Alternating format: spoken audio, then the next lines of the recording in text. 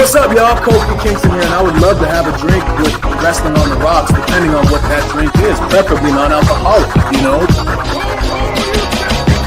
How's it going? I'm the Celtic Warrior, Sheamus. Wardlow here. Soda. I would love to have a drink with Wrestling on the Rocks. I would love to have a drink with Wrestling on the Rocks. Maple syrup. I would never have a drink with Wrestling on the Rocks. Oh, shit. Here we go. Here we go. Hey, Takes, did that shit get louder as it was playing? Felt like it. It did, right? I have to look bit, at that. I don't know why that was, because I've never experienced that was weird. I got to figure out what I did. How did I fucking... It was like someone was just sliding... You know what I mean? It was smooth, Yeah. but I don't fucking get it. Hey, what's going on, dude? What's up, man? It's been hanging, keeping it real. Moved to Albuquerque. Bunch of shit, you know. Well, I mean, that's kind of the whole deal. But I just wanted to come back. This is the first episode, so it's, you know, a little light, then a little lighter than normal because it's only episode 1. Let's start with a quick one. What's in your glass? I am gonna pour a drink because I want to have a drink with my buddy, but I'm starting out with coffee, and really because we just kind of slapped this together. Yeah, not really prepared. Yeah, not at all. I'm not even feeling prepared now. I'm not even feel like, you know what, we got this. I'm like, no, well, Right. whatever. Right. I also got a coffee in my brand new coffee mug, gifted by Kevlar. Those little Valentine's. It says I'm the Great Cornholio right on it. That's amazing. It's amazing. Cornholio mug. Yeah. So cheers. Cheers, brother. Oh man. That's so let's see. It's a massive. That's so much coffee. Mine? Yeah. Well, It's this is not my for when I finish that one. I have this. This is also there you coffee. go. Gotcha. I forgot we were doing coffee transfusions today. Oh yeah, dude. If it's not a steady drip, like I don't even know what you're doing. Like, dude, what's going on? Let's see. We got the comments. I had a feeling just in time. Oh, dude, he's got a new fucking logo. Is he back doing his thing, dude? No, he's That's not. a But he's sick doing logo. stuff on other people's stuff. But his logo is badass. Yeah. The logo is sick. What do you mean he's doing stuff on other people's stuff? Like he's just popping. He's going over on my other show? people's shows, but he's not downloading anything. I still have his feed in my phone, and nothing comes up when I hit. He's not coming on our show. What the fuck is this? I don't know. Email him Maybe the he's link. only got so much to come on. We're both a lot to come on. We've always been described that way. That's true. You know? It would make one healthy mess, that's for sure. Yes, absolutely. Nah, his logo is sick though. Let me see if there it goes. All right, it's on him now. Oh, Is you shit. man enough? I'm gonna pull CM Punk on him. Come on, man! I'm right here. Come get me. And as soon as he comes in the thing, I'll just remove him. Maybe you would. And then I'll call him a coward. Maybe he is looking for something to be inspired by. Yeah.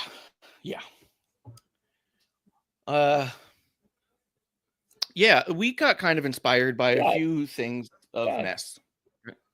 That is my dad mug. Dad. Yeah. From Shutterfly. I use them. Yeah, Shutterfly. Exactly. Here's a cool one. Here's a little baby. A little baby holding a little Winnie the Pooh. We're watching wrestling. That's awesome.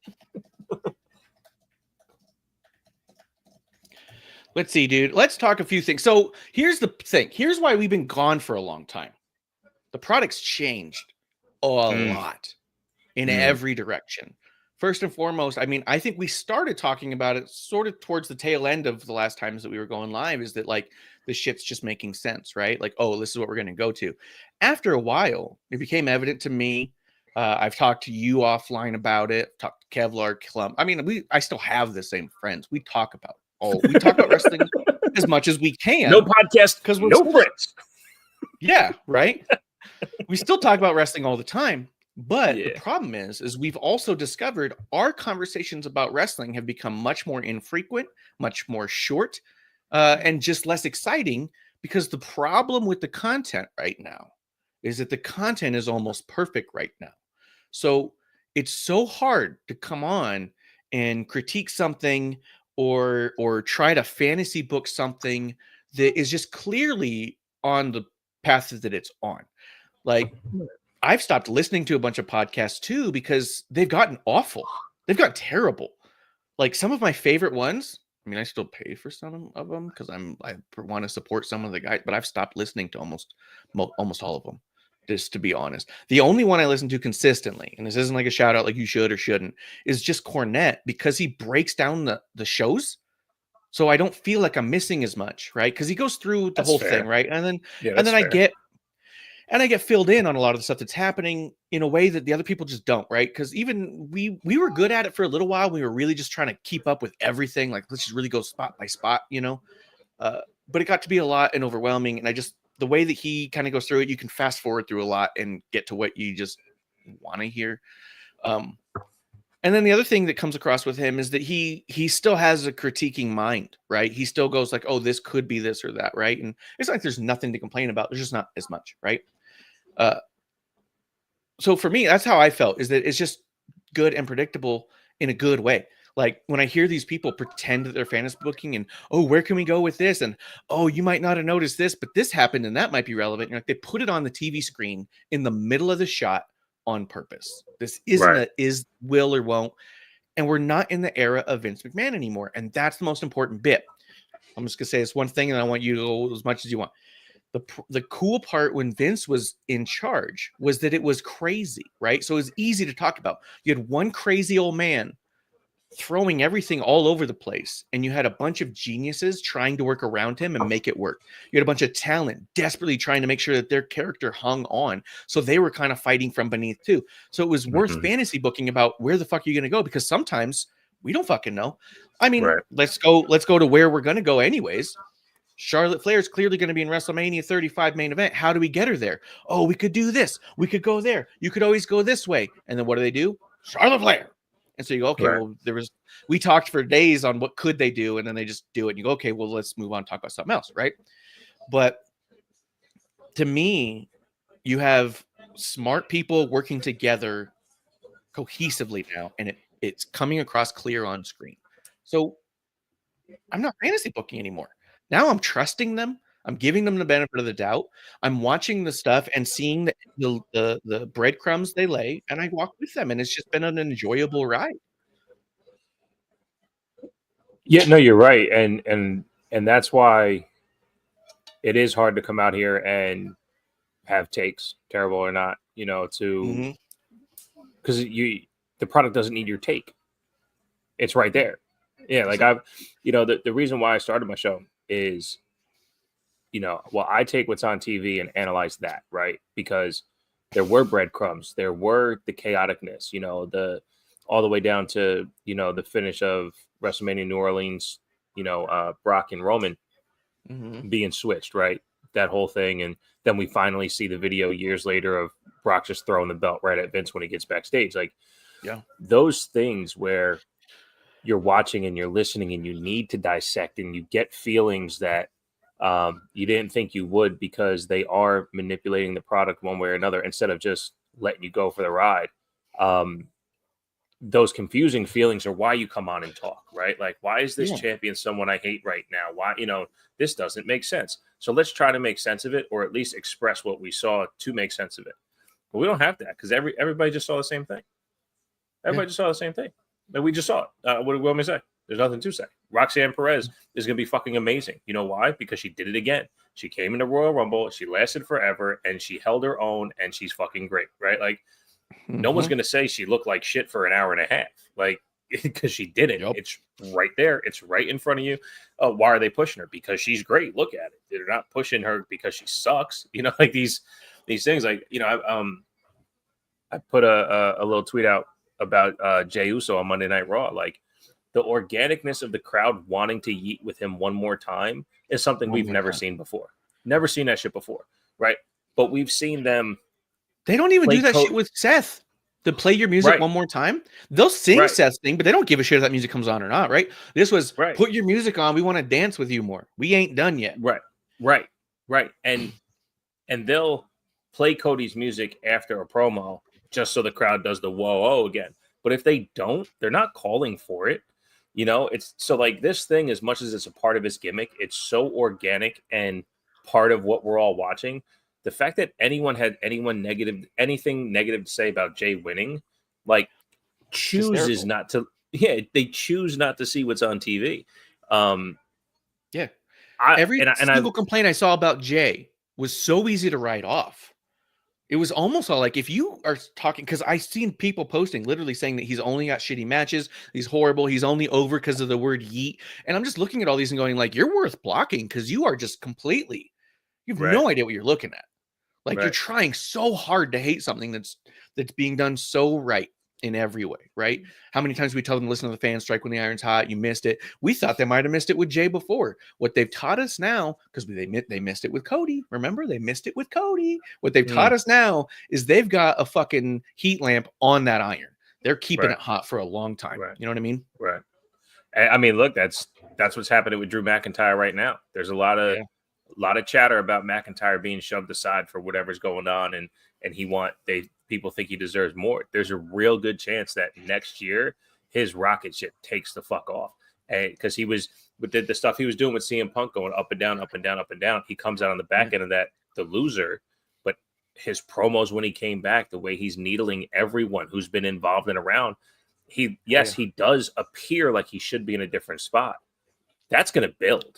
And that's what they do. That's what this regime does. But you're right. Like, the lack of that chaoticness, that lack of the unpredictability leaves it to be, I just watched a really cool show. Yeah. And there's nothing wrong with that. It's supposed to be. It's supposed to be. And the stuff that I don't like is so much easier to write off, because you see where it's also going, right? Like, look, I haven't seen a single second of the Wyatt Six since the Rowan interview.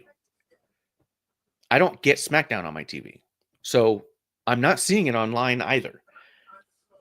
So that they've either disappeared, or what they're doing is the same thing they were doing before, and people just it's not that into it, right? Or what I do believe is that they're withholding them a lot and using them a lot more sparingly than we thought they would first brought them out. And now with Alexa back, maybe we get something that's interesting with them. But when you could see where it was going, it was really easy to be like, all right, I don't need to Google what they're up to. It's easy to see what they're doing, because this is how they work now. The DIY stuff, easy to avoid. I see what they're doing. They did it in NXT. Already saw it there. It was done better the first time. You're a little too late now. And I'm not the only one who doesn't give shit. Listen to your crowd, dude. You have tag team champions holding up gold, flashing it at the crowd, and they're not putting their hands out. They don't give a shit. It's ridiculous, dude. It's crazy. So it's easy to like just go, all right, the dumb shit you just ignore. When you watch SmackDown or even Raw, yeah, there's certain segments you don't like as much, but it's not even as bad as the bad stuff used to be. So it's not even like you ruminate on it. You literally just watching, man, that wasn't for me. And you forget about it immediately. You know? Yeah, absolutely. And I tell you, I don't know, like I still have such a great time watching, right? Like I still really do enjoy it. Oh yeah. And I mean, we've specifically me and you, like I'll send you a text out of the blue. I'm like, dude, I fucking miss recording. Yeah. But part of that is having the need to sit down and talk. And I mean, I got a reason this weekend for sure. Like, but I also don't want to be that guy, right? I'm not JD from New York. I'm not, I'm not Cornette. I'm not, any of these other guys who just want to like purposely put out takes for the sake of engagement or yelling at the screen or what have you. But when Charlotte won the Rumble, I yelled, she fucked up her last 2 moves. I can't believe you let her fucking win. And I rewound it 6 times to show everyone that was around how she fucked up, because she messed up the knock into Roxanne Perez, and she messed up the comeback to knock Roxanne off. And it's, again, just like all the good stuff is, all the bad stuff's right in front of us. And I've said this to you. I've said anyone who's ever heard me talk shit on everyone, CM Punk included, Charlotte Flair included. I'm not going to stop watching because of you. I'm not going to turn off the channel because you're on, because I don't know when you're going to be off. So give me a reason to keep watching. Give me a reason to give a shit. And I'll be all in. I'll be all in. Her first promo coming back, the vignette, was about how she's on a fucking yacht, coming back from an injury. 0 relatability. Yeah. I just lost a job because I got injured. You know what I mean? Like, but she's coming back off a yacht because she got injured. Like, I'm good. Okay, now show me your character when you come to the ring. Okay, same old Charlotte, no big deal. Identical. Now tell me, right. Well, except we are very particular on how we talk about women's bodies because we don't want to be those guys. But regardless of that, her presentation was identical. Yeah, and she looks very different. But her ring gear was like sagging off her body. Yeah, it didn't fit right. Right. And again, that looks a little bush league if nothing else. Yeah, right. Beyond being not flattering, it also looks bush league, and it's weird because we know everyone involved. To be unaware of what flatters your image. I'll wear sweatpants and gym shorts all day because that flatters my image. You know what I mean? Like, to be unaware, like it's like I wear a 2X in everything. It's like if I start wearing mediums, like I would be completely unaware of how I look in these things. And you have to be aware of, especially if you're a character on TV and presentation. Like, it's just, you have to be aware. And she never is. But with that said, she wins the Rumble. I'm pissed off. She has one more chance. She has one more chance. And that's Monday night when she has the microphone in her hand. Oh, yeah. Then she comes out and she does her thing. And you can hear a fucking pin drop. And then whether you want to woo or boo, and then you hear the woos, right? Like, but like the crowd, but they got drowned out. Care. They started to woo, and everyone else just went no, woo, and they drowned out the woos with booing. And this is all I'll say for anyone who wants to say shit to me about Charlotte. Period. Take Alexa Bliss and take Jey Uso. That's your returning woman and your other Royal Rumble winner. What were their responses? Welcome back. And can we yeet one more time? Yep. Did we get either one of those for her? No. Either one of those. Did you hear a welcome back chant? I didn't. I didn't hear you deserve it. It was okay. You clearly don't. And it's, again, I've never heard one interview with Ashley, the person who plays Charlotte, where she didn't seem like one of the coolest fucking people of all time. Like someone I genuinely would have been friends with. Someone who I really would enjoy being around. Someone who seems like a genuinely great person. Yeah. This character she plays is not it. It never has been. It never will be as long as she continues down this path. I don't And it's know the also- path because I'm not a writer. But whatever this is, where she comes out and she was really trying to garner sympathy for the injury, Yes, by she was trying so the hard. battle and all those things. Now maybe it's WWE's fault for the vignettes coming off a yacht sipping champagne with your foot up, right? But you failed. Yeah. Again. Well, because here's the deal.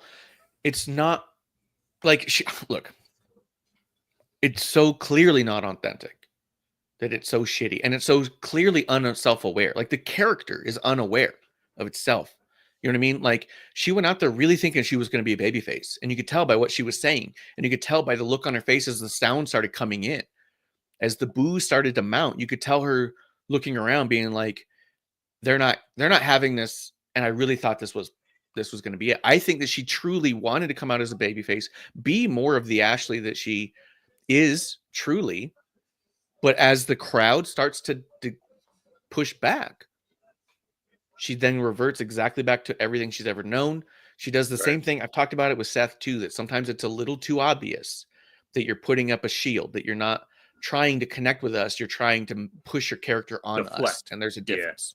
Yeah. Both of them, I believe, are as much as they're secure about a lot of things. I do feel like that their presentation as characters, when they allow more of themselves in, I believe that's the moment they get very, very insecure. And both of them, as you have seen in their careers, when they start to ease up and you see a little bit more of who they are, and the crowd pushes back at all, they flip so hard the other way that it actually just becomes kind of like non-relatable, right? It's not functional. But yeah, when she won the Rumble, I 100% was like, what the fuck are we doing here? She's the only person. What a waste. An absolute waste. Well, I mean, look, then, not to jump too far, but like, look at Roman, right? We know his story going on right now obviously isn't tethered to anything that he's been doing. So they put him in position to get eliminated and fall right into a story. Mm-hmm. That could happen with Charlotte too. It's okay to have that happen too. Someone brought up that I saw that that the difference to them with Jay winning, even though they didn't love Jay winning, which they were incorrect, but they said the difference is that when Jay wins, there's a whole top 10 of guys who were in the ring last that are all going to have matches in WrestleMania, and you know it. You just don't know what it's going to be. You're going to tell me that Roman's not going to Mania, Punk's not going, Cody's not going. We know they're going. You look at Charlotte winning the Rumble, and Roxanne's number 2. She's not going to the Rumble. You know what I mean? To Mania. That's what I meant. Yeah. She's not going to Mania. Liv Morgan, she doesn't really have a path to Mania anymore. The problem with taking Flair off for a year and a half, which wasn't their choice, it was an injury, but when you bring her back into the Rumble and have her win and then come out and say, I'm the best, I'm going to Mania, everyone else sucks. All you've done, especially by having Rhea walk out, is say the last year and a half of women's storylines that have been incredible. The Rhea Liv stuff has been awesome. We have Intercontinental Champion now, a U.S. Champion now, but we're going to just forget all of that and say, I don't know what we're going to do with Liv anymore, even though she's been carrying this shit for a while. Mm-hmm. She's been killing it. And then, but what is she going to do now? Maybe a triple threat. Maybe we'll get her in a tag match. She's with Raquel now. Probably a tag match. Probably a tag match with Bianca and Naomi. Probably all that bullshit. 4-way. Yeah. Triple threat tag, 4-way tag. That's what we're doing now. We're going to throw them on a kickoff. Right. And that's the frustrating bit is Charlotte didn't need that to get there. Right. Charlotte could have been put in anywhere, and it just is fine. And it works because we just accept that as our fate. You know what I mean? Like, yeah. And maybe that's what Justin's talking about, where fans just growing tired of Charlotte because she's see-through and it's the same thing all the time. And probably I'm just that guy who the reason why I have a show is to say that I said it first. You know, I've been saying this. It's the same character. It's the same thing over and over again. And by all means, if the matches were flawless, then okay. Like, look, I can't deny it. You know, comes back, does his thing. Like, she came back saying she's the best that's ever been. But we've just been a year and a half watching Liv Morgan, Tiffany, fucking Roxanne and Cora in NXT. We got Julia now. Stephanie Vacour is fucking impressive. I mean, we have too many incredible women's wrestlers for us to pretend that Charlotte is leagues above them. I've said this since the first time I laid eyes on Tiffany. She is what they always hope. Sorry, she is what they always told us Charlotte Flair is. Mm-hmm. That's what Tiffany is. And Tiffany wrestles that way. She wrestles the way that they always told us Charlotte Flair does. Tiffany is not perfect at all, but her mistakes are on the level of Charlotte's mistakes. They happen when they happen, and I do not want to see the two of them wrestle together. I absolutely do not. You know, and here's why I do, because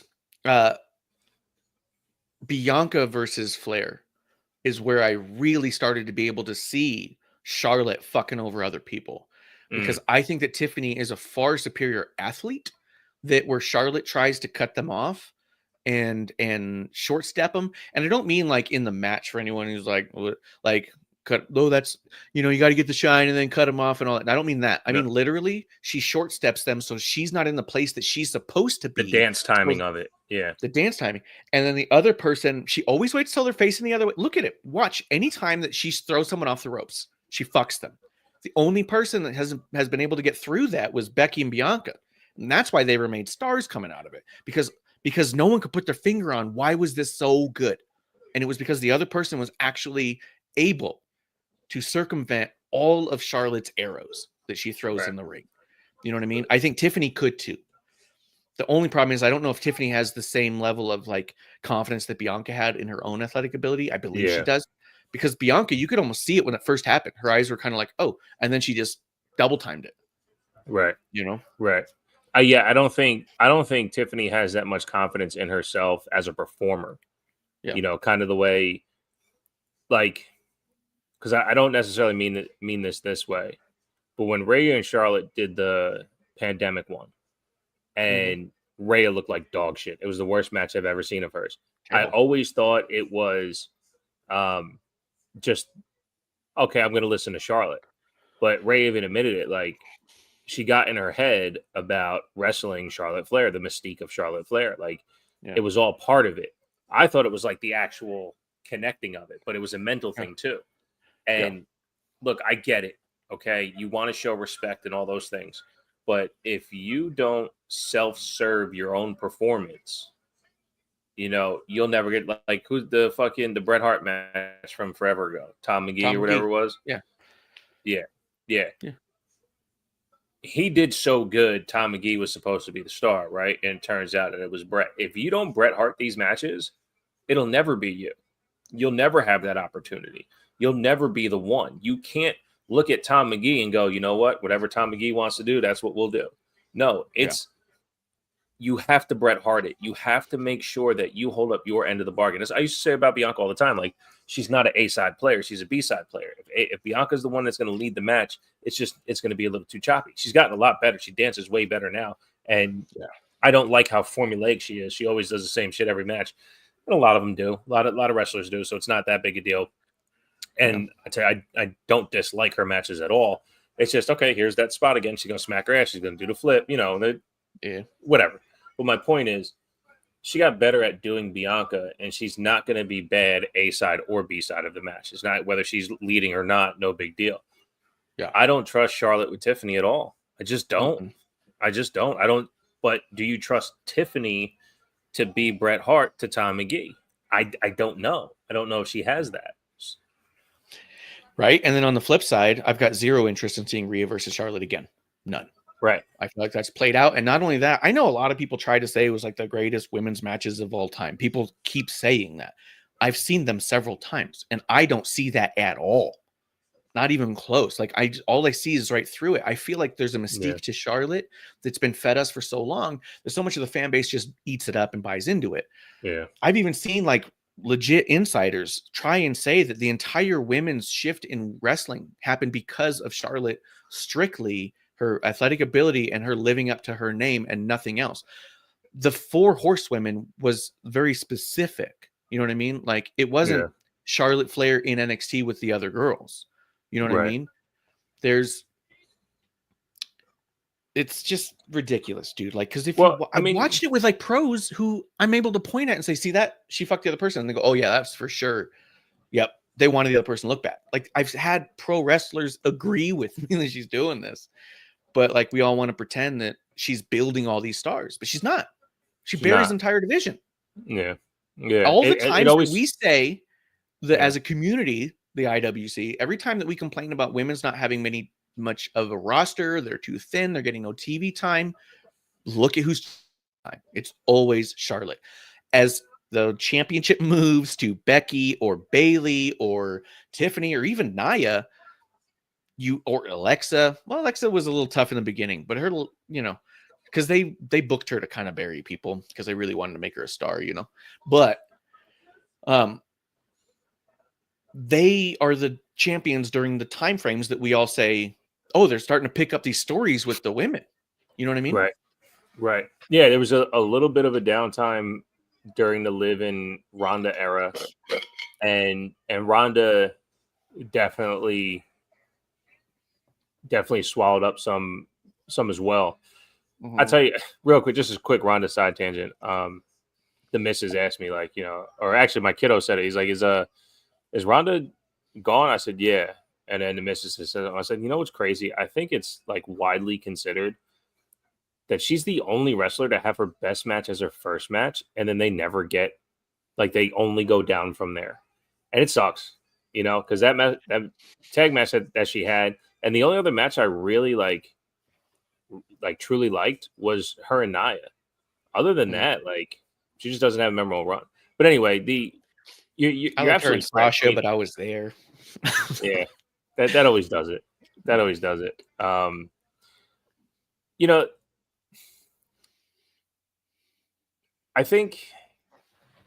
I don't think we're being too hard either. Like, because me and you specifically, like, we really enjoy women's wrestling, and when there's an obvious vacuum in what you like, it's a bummer. Like you're invested in a different TV show, and season 4 just sucks, right? Like that's how it feels. Like, well, I'm invested, so I'm gonna watch, but this is not the season I'm gonna go back and rewatch.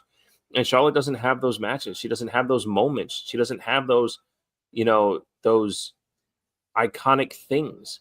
She's been there for all of them, right? She won the triple threat at WrestleMania. What was that? Dallas, where they introduced the women's title. But again, like that was the build. Orlando. Or was it Orlando? No, because Orlando was when it was the triple threat. Yeah, but Orlando was when Naomi won. Oh yeah, Bailey had the other one. Yeah. So I think it was a year before. It was Dallas. It was a year before Dallas. Yeah, they debuted the brand new women's title. But anyway, like, point is, as much as she's the first this or the first that, like she even said at the press conference, well, if anyone should be the first 2-time winner, it should be me. Why? If anything, you should never be in a Royal Rumble. You have 14 fucking championships, and you've been in so many Royal Rumbles. If you have the championship, they should be chasing you. But no, she has these mini title reigns that mean nothing. And we've talked about that endlessly. We've even brought up the stats on how long they've been. She said, I think half of her runs are less than a week when you combine them. Like, it's just, I'm sorry. Like, it showed Monday night. She didn't get welcome backs like Alexa did. And she didn't get Let's Yeet Again the way, like, the crowd should have wooed for 2.5 minutes straight because they were happy to see her and win the Royal Rumble. That's what the Yeet thing was. That's the relatability. And to your point, this isn't even like, oh, well, no, she's supposed to be a heel. The first sentence and a half out of her mouth was full-on babyface. I miss you guys so much. I'm only back for you. Right. No, right. Leave. Telling you, like, it wasn't even the layup babyface to cut it out underneath at the knees, right? Where I'm going to set you up for this and then punch you in the face. I'm a heel. Go fuck yourself, right? No, it wasn't even that. It wasn't even the old Alexa. I really want to thank none of you. No, and you go, yeah. And that's where, again, I said to Steve before the show, I'll say whatever. Nobody's going to listen to this anyway.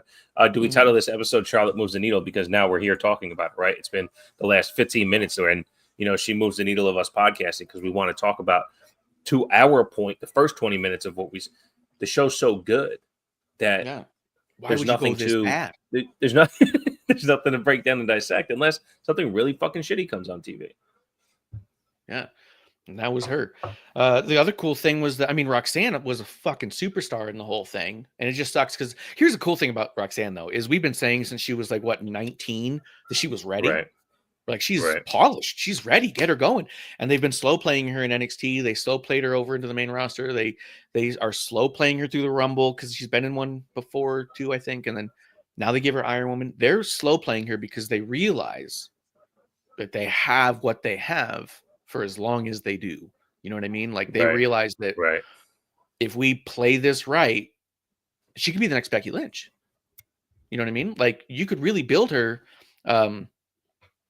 you know, as that underdog who keeps like winning and such. Like, Becky's big break was not Nia Jax breaking her nose. She was well on her way to a main event Survivor Series one-on-one with Charlotte with Ronda Rousey when her nose was broke. She was already the man because she became the man right after SummerSlam when she slapped Charlotte in the face. So I saw someone trying to give credit to Charlotte, saying Becky was made by Charlotte because her entire rise to the man was based off of the concept of her turning on Charlotte.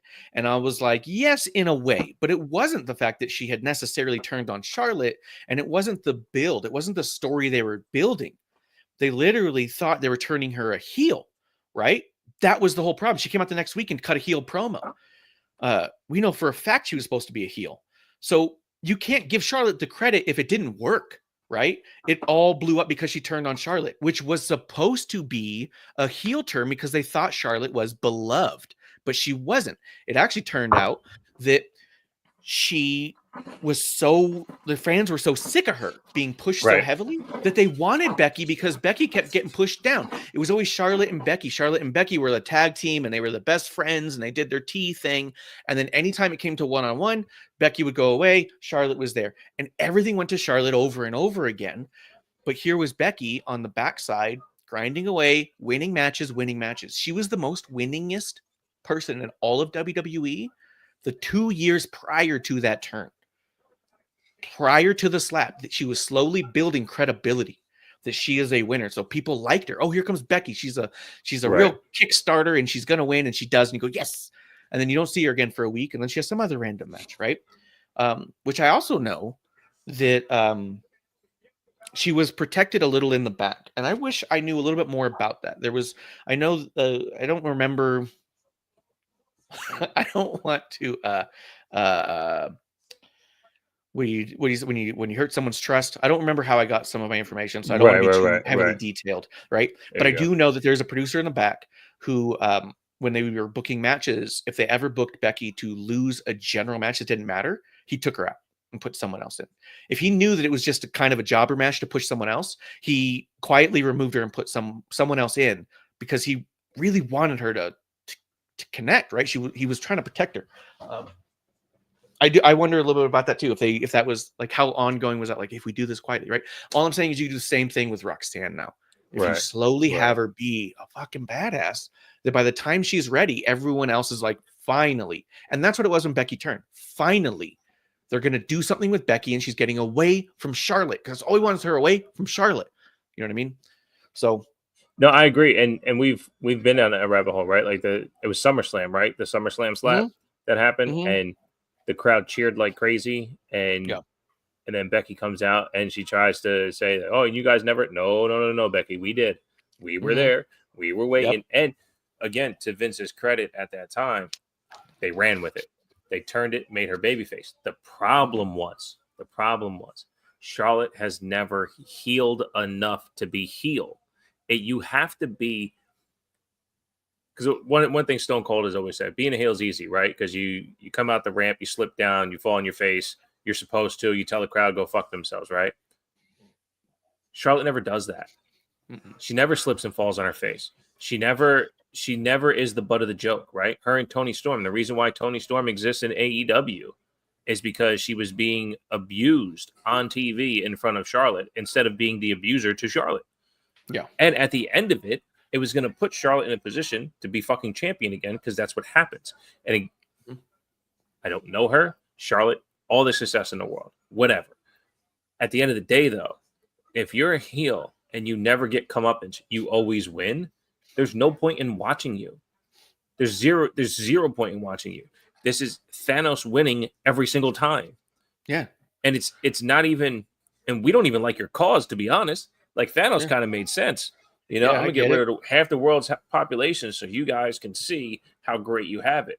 And then half the world's population or half the universe's population comes to go eliminate Thanos again. And he's like, you know what? I need to wipe out all of you because you still don't get it. Charlotte doesn't have that message.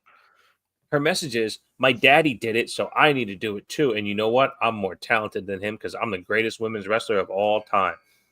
You're not. You just aren't. And my favorite part about anyone who goes, oh, well, you can't deny the stats. Well, you can. You know why? You can. It's a fucking TV show. Yeah, it's written. Yeah, why? Why is she 14-time champ? Because her dad was a 16-time champ. That's why. Dude, she's the only character who they added titles to her count partway through. Yes. Because they specifically did not count NXT titles for any of the other women. Away.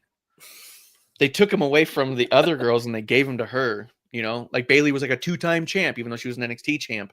And then Charlotte was a 4-time champ because of her NXT championship. And you're all like, what the fuck are you doing? Like, you can't just, it was just obvious. We all saw it. And the reason I don't feel as bad this time, because sometimes we've had like some long, like, what the fuck are they doing with Charlotte stuff? It was really fucking nice for us to see the crowd respond the way it did. I started clapping and cheering. Yeah. I was so into it because if she's going to be who she says she is, she needs to be, right? This is the only way we're going to show it. Like, hey, guys, we're tired of it. Also, this is a clear-cut message from the fans that we like our women's wrestling how it is right now, and we did not like how it was last time we saw her. The last couple times we saw her. Matter of fact, we haven't really liked it this much since she showed up. You know what I mean? Outside of Becky, right? So I think that the fans, like Justin Time was saying, she's so see-through. We're done with it. I even said going into this, not on the air because we weren't doing it, but I said to you, I said to the wife, I said to Kevlar, I was like, hey, this is what is going to tell us how Hunter sees Charlotte. Because we know how Vince did. But Triple H was also the one who was in that promo. Charlotte, get the hell out of here. This has nothing to do with you. Right? So I was like, maybe he's just going to put her in there, give her a strong thing, and push her a story. I was like, what's going to really be the tell is if they actually give Charlotte the win, it's going to fucking piss me off. And what I found out is it pissed a lot of other people off too. Everyone said the same thing. Here we fucking go. I thought we got away from this shit. This is literally the shit we didn't want. And I thought that was the clear message here. It wasn't even 100% we don't like Charlotte. It was we are sick of this type of shit. Stop bringing back people like Charlotte to win it when we're so invested in all these other people. That was the kickback on Cody, right? Yep. Yeah, I had my Cody takes forever, and they still exist the same way. Like, he ain't moving the fucking needle on SmackDown. You know, who do you want to see him face at WrestleMania? What story does he have? Like, even, but anyway, like the Charlotte of it all, like, we're watching the match, the Royal Rumble, and Roxanne's right there, and she's doing work, and we're like, you know what? It'd be really fucking cool if Roxanne wins. And I go, fuck. She's got that title match at Vengeance Day. They're not going to do it. And it sunk. It sunk. And then the second Nia knocks off 6 people in one shot, I was like, fuck. Yep, it's happening. This is it. Yep. Because everyone that could have won just got eliminated. And Nia winning would have been a proper win. Especially for how she still hasn't, like, if she has a fucking easy pass, a fucking whatever the pass is at Disney, like if she's got a fucking cut the line pass to get right to fucking backstage pass, fucking full access to Tiffany at WrestleMania, like that's a story you can tell. Yeah, and I'm okay with that. And she's massive. She should win the fucking Rumble, you know. So, like, yeah, that's the route to go. You don't have to. They didn't have to. And to your point, and every fucking fan out there, Charlotte can get there without it. She always has, you know. Yeah. But if like you said, if you're gonna feed us the same story, then either Triple H wasn't aware that the fans see her this way, as always winning, never fucking going through adversity, Alexa, I got the rumble in the background. Shit. The pop for Alexa when she came out. I mean, Charlotte didn't get that. Now, yes, we knew Charlotte was coming. Alexa, right? I don't know if they said it. If they did, I'm unaware. Okay.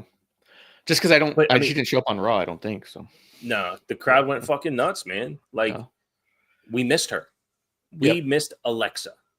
We didn't miss Charlotte. You know, they did not blow for Charlotte when she came out. No, they cheered generally, but it was just the same normal one. It wasn't a big pop. It was just kind of like, oh, here's a new person, and it wasn't that long, you know. Right, and it started with the music because she's got solid music, you know, and people did that, but it died off. And when you're there, when you're in the audience, as soon as you hear the music, you recognize it. Everyone goes, oh.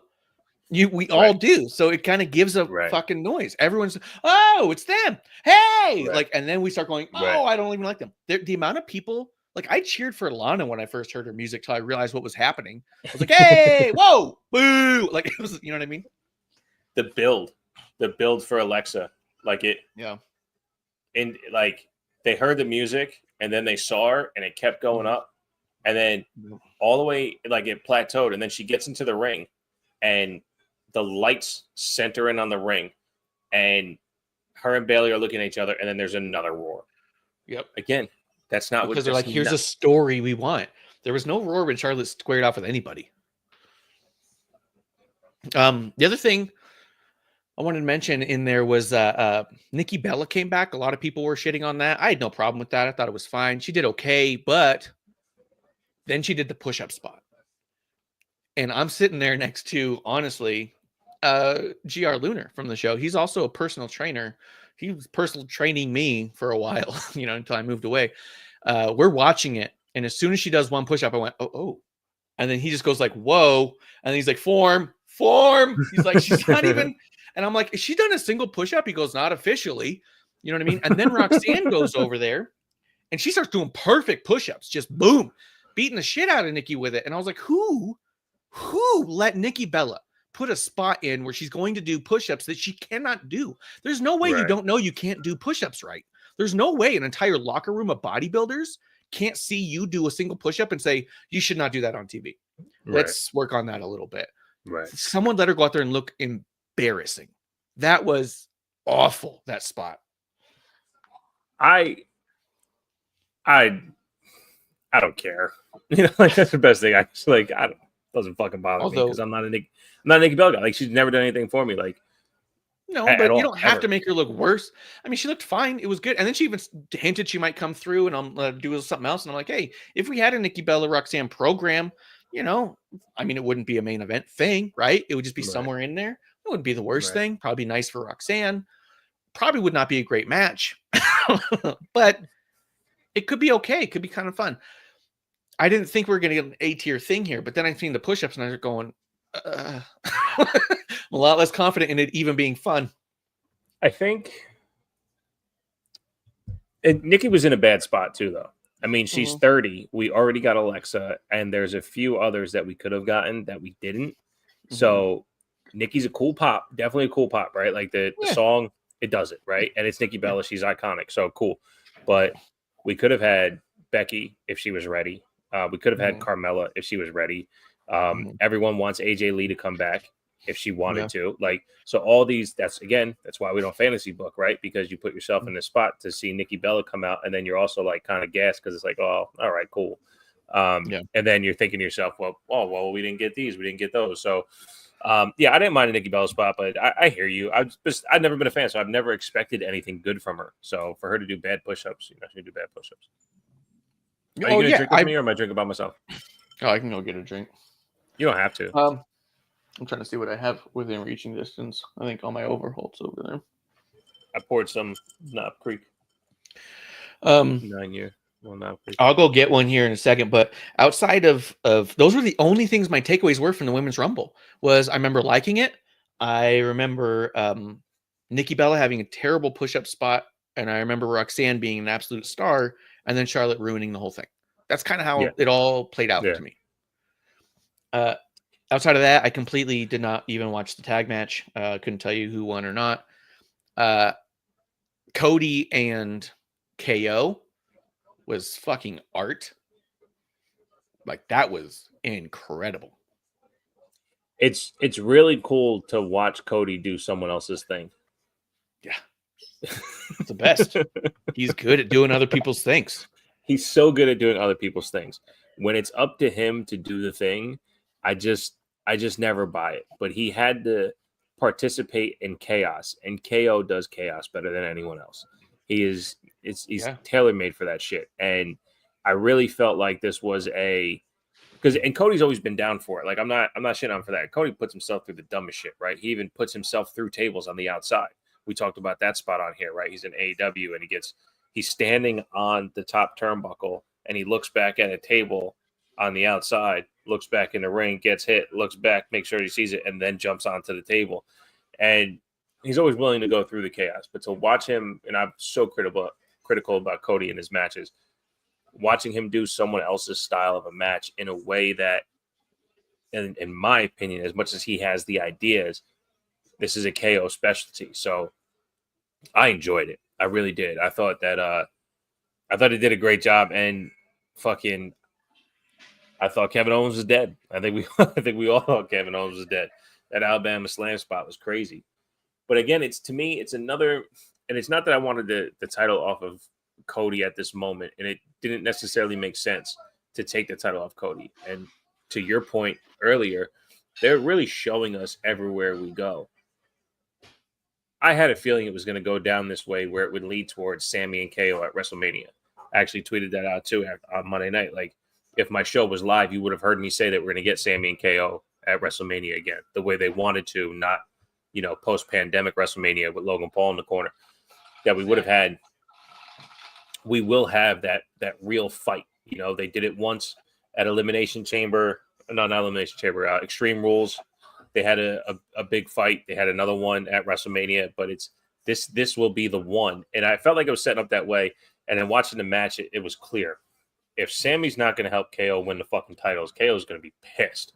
Sammy, I thought from the moment that promo happened, I know you're going to help me. I was like, here we go. We're going to Mania with this. Right. that was my first. As soon as he said that, I was like, oh shit.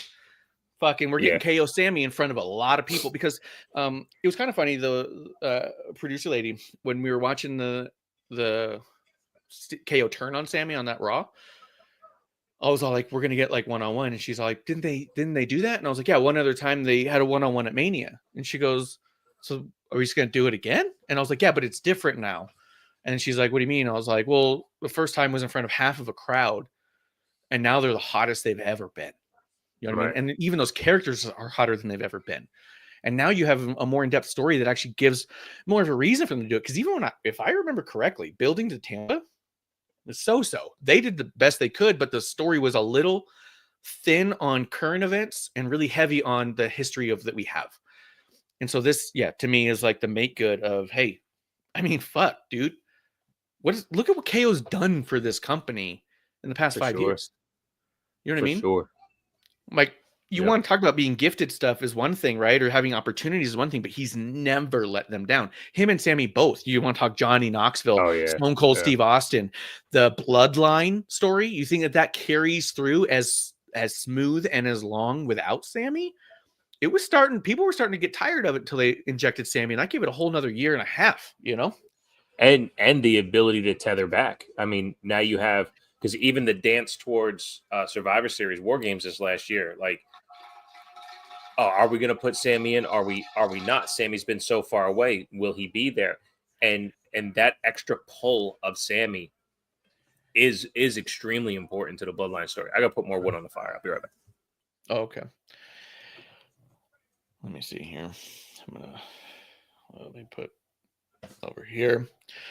Let's see. Just in time, still floating around in the chat. It was good to see him. I put your comments up. I don't know if you're watching or listening, but the comments about Charlotte were put up. So cheers to just in time. But yeah, the match itself was incredible. KO and Cody, and I do like your point of like he's kind of working under somebody else's thing, but I also think that that's an identifiable benefit and trait to Cody is how many wrestlers are doing their own match, how many top guys are going to do their match, and that is it. You know what I mean? Charlotte's not doing other people's matches. You know what I mean? Like, I think the John Cena. It's definitely a testament to him. Absolutely. But it's always my argument about the A side, B side, right? Like who's the one telling the story in Cody has to finish the story. Who told the story? The Bloodline did. The Bloodline needed the weight of carrying all that story. Cody didn't tell that story. And Cody's not really telling stories now. Kevin Owens hijacks the Winged Eagle, and that's the story leading into the ladder match. It's not Cody carrying that story. That's always been my issue with Cody. But to your point, the problem with the big babyface champion is people have to chase you, so it's always somebody's story to get to you. But yeah, I see what you mean. It could be different. It didn't have to be that way all the time. Before he had the championship, for sure. There's small factors, but in defense, a little bit, the champion is chased. Fair, but continue. No, it's just I will agree. Cody's versatility is absolutely needed. Number one, it's needed. But that's stuff that I used to say about Roman too, right? Like he was always a utility player, do fucking anything. AJ Styles can do anything. Like that's Cody's deserving of championship material in that way, but to the same thing, so is Kevin Owens. So Kevin Owens, he needs that. He needs that to cement. He doesn't need it, but for the idea of how these stories keep going, he needs that. He needs the victory, right? At some point, should be good. The Shinsuke of it all, right? Like Shinsuke did that. Oh, I'm gonna come out, be the most menacing character of all time. You know what you're gonna do though? You're gonna fucking lose. That's in KO. He's the Jake Roberts of this era, man. He's the, because Macho Man won the title, Jake never did. He's the Roddy Piper, the Jake Roberts. Like he's the one that is going to push all these guys to their fucking limit, get you so fucking bought in, and guess what? It's gonna fucking lose. It's gonna lose. Well, I mean, you say that, but he was also the first Universal Champion for almost a year, but that was also 20 years ago, right? So, and he's had all the titles. I don't know if there's a title he hasn't held yet, except for I think technically the world, the real one, the world one, because, but like I think of him oftentimes a lot kind of like Foley. I think that he's the current fan generation. I think the feelings they get when they watch KO is the feelings I had when I watched Mick Foley. No, I can see that. But I think too. And he wins some of the times, but when you really look at Foley's career, he was a loser. You know what I mean? Yeah. He was a jobber. Yeah. He was jobber to the stars. Yeah. And sometimes that's a big fucking deal to be that good of a person that can be that big and still have that character. Like Barry Horowitz wasn't going to be main eventing something. Brooklyn Brawler's not main eventing something. But Foley. No, that's fair. I mean, even Hogan was on McAfee the other day, and his Mount Rushmore was Macho Man, Ric Flair, Roddy Piper, and I forgot who put the other one was. But basically, it was everyone that built him because you need them. Andre? Plus, probably Andre. Yes. Yeah, it might have been Andre. Yeah. Andre, there's no way he would have left Andre off. That's the biggest moment of his life. But to put Roddy and Macho Man on there, like, they were obviously bees to him during that era and needed to be. I think you're correct in what you're saying. Like, at the end of the day, Roman, Seth, Drew, Sheamus, like everyone who wrestled in this era that's going to be talked about with the best of this era are all going to say, and thank Kevin Owens for being there. Yeah. Yep. Which I get that value, but also as a, someone who's interested in and loves watching and things like that, you want to see the guy win, man. Because even his Universal title run, I hear you. He also got jobbed out. He got jobbed out. He was a bad champion. I used to complain about him as a champion because he never won a match. Ever. Yeah. Ever. Yeah. If you watch, not a single time did he win. Well, no, it was just... There was always interference it wasn't a year. Or something. It was a year. It was a year? Yep. Because I thought he lost it. I thought it was SummerSlam or Survivor Series. It was to Fastlane. Because he lost it to Goldberg. But he didn't hit Mania, and he won it the Monday after SummerSlam, or the pay-per-view after SummerSlam. Pull it up. I'm gonna pull up his. It was only a couple months. Title runs. Universal 2016 to 2017. During 2017, on August, Owens in his first World Tour. Oh yeah, he won it in that big tournament. Yeah, that little fucking melee thing with Triple H. Yeah, where he kicked that was August 29th. On August 29th, Owens defended the title on his first match September 25th. So on August 29th, 2016, he wins it. And he loses it 188 days later. So it was about half a year.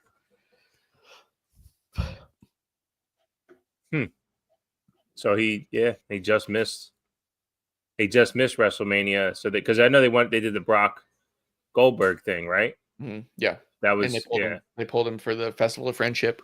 Yeah. Yeah. Because that's where if Goldberg didn't come. I mean, I'm 50-50 on it. Again, Jericho and Kevin Owens earned that story. They were the hottest thing on TV. Jericho got a fucking pen click over, man. Like it was really the most entertaining thing that was on TV. But that Goldberg run all the way to the Bobby Lashley match at fucking Saudi, like it's fucking awesome. So like, dude, if you ever go back and rewatch any of the Festival for Friendship stuff, it didn't really age well either. It wasn't that good. It was okay. It's a little corny now. When you watch it now, knowing how Jericho is, and you start hearing it, like it wasn't the worst thing he's ever done, but you watch it and you go, this is kind of corny. I could see why they would pivot. You know what I mean? Like it was also kind of fun, but it would have been the same fun with a US title. Didn't need Universal. Sure. You know what I mean? Sure. Like, but were they just as right about Rusev Day? Polling it? Yeah. Yeah, it wasn't going to go anywhere. But you weren't going to go to fucking main event. But you were not going to main event of WrestleMania with Rusev Day. Why not? Because it was a t-shirt. It wasn't a gimmick. It was stupid. You don't take Fandango to the main event of WrestleMania. You know what I mean? Like bad, shitty gimmicks are fun. And we will put them on the show. But they are not taking you to winning the Royal Rumble. Goldust never won the Royal Rumble. He's incredible. You know what I mean? It's true. It's true. But what if he did? It would not have main evented.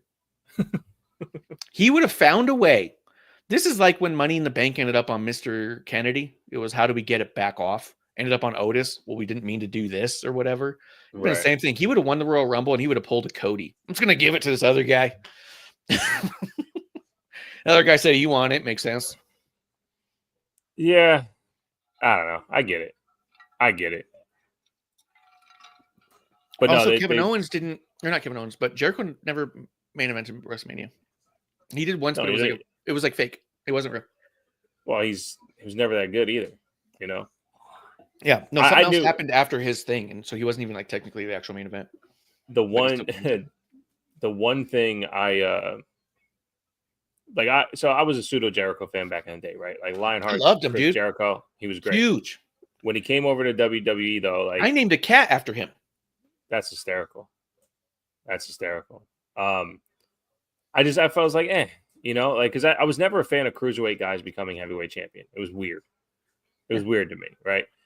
And then like when I got back into it and I saw he was like on the ins and outs of wrestling, like, all right, it'd be cool to hear him come back.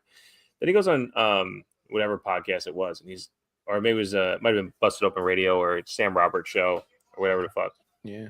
And he's like, yeah, you know, back in the era, man, it was The Rock, Stone Cold, then me. Like I was number 3 on all the posters and everything. And I'm thinking to myself, no, the fuck you weren't, man. No, you weren't. Like if anything, Triple H was 3, then it's the Undertaker, and Shawn Michaels was afterwards. So like, you know, you weren't at all. And Kurt Angle and like. So, and then he's like, oh, well, you know, I was the first undisputed champion. And then I, listened to Stone Cold. Yeah. Oh, yeah. Me and Rock said we don't need it. So give it to Jericho. Yeah. No one will see it coming. Right. Like, yeah. And ever since then, so to my point about bringing up the pen click, the list, like that was the only thing he's done since I heard that interview that hooked me. Everything else of his is just dog shit. And turns out the list was dog shit too. So. Yeah, I did like the Painmaker when he did his first run in Japan when he first left and went into Japan. I actually thought that was a cool little arc he had with Joker Kenny. looking thing. Yeah. Well, it wasn't quite Joker. It was closer to the Crow, but the he face got more of it. Joker. Oh yeah, you're right. Because it was just the lines, but still, like, I thought that was interesting. It was cool. It wasn't bad, but he doesn't know when to stop, and I think he's gotten less good at that. And I think a lot of people have. They get more and more into like, well, this works. I'm just going to really lean in. Well, he goats himself and believes it. So like, oh, this is the best thing I've ever did, and people say it's some of the best stuff of all time, and then he just believes it. And in the moment, like you said, it's really cool. Like, this is awesome, but like, was it? And so you're right. The Painmaker stuff. What this actually, that was one of my favorite Kenny Omega matches. Yeah, because I'm a WWE style fan, and I thought they had a really good WWE style match. And so like. Yeah, it was definitely one of my favorite Kenny Omega matches. Yeah, it might be my favorite Jericho match too. He had good matches, he had cool matches, but that match was fucking spectacular. So I just won't shit on that one match, but yeah. Cheers. You got a little Old Overholt in here. I'm your Huckleberry. I don't know. Have I been on here since I discovered Old Overholt? Have I told you about it? I don't think so.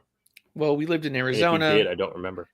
A friend of mine comes out from New York. We go to Tombstone because I asked him. I was like, hey, he wasn't here for a really long time. And I was like, hey, on this day, we have time to do one thing. You can either go to Tombstone, where the OK Corral actually is and where all the history actually happened, or we can go to Old Tucson Studios and go to where they filmed most of the movie. Because they're not too far from each other. And they filmed at both locations, if I'm honest. Some filming was done in Tombstone as well. And so I asked him, do you want to go where it happened or where they filmed the movie? And he goes, let's go where it happened. I was like, cool. So we're down there. And he asks, because he looked up and had heard that, or read that Doc Holliday was really into rye whiskey. He was known for drinking rye. And so he started getting into ryes because he was like, oh, I want to fucking drink the same stuff. We go down there. He asked them, what did Doc Holliday drink? Does anybody know? And he said, oh, absolutely, we know. Because it's this bottle. It's Old Overholt. It's the oldest rye that was nationally distributed. So whether happenstance or preference, it was the rye that he was going to have everywhere he went, more or less.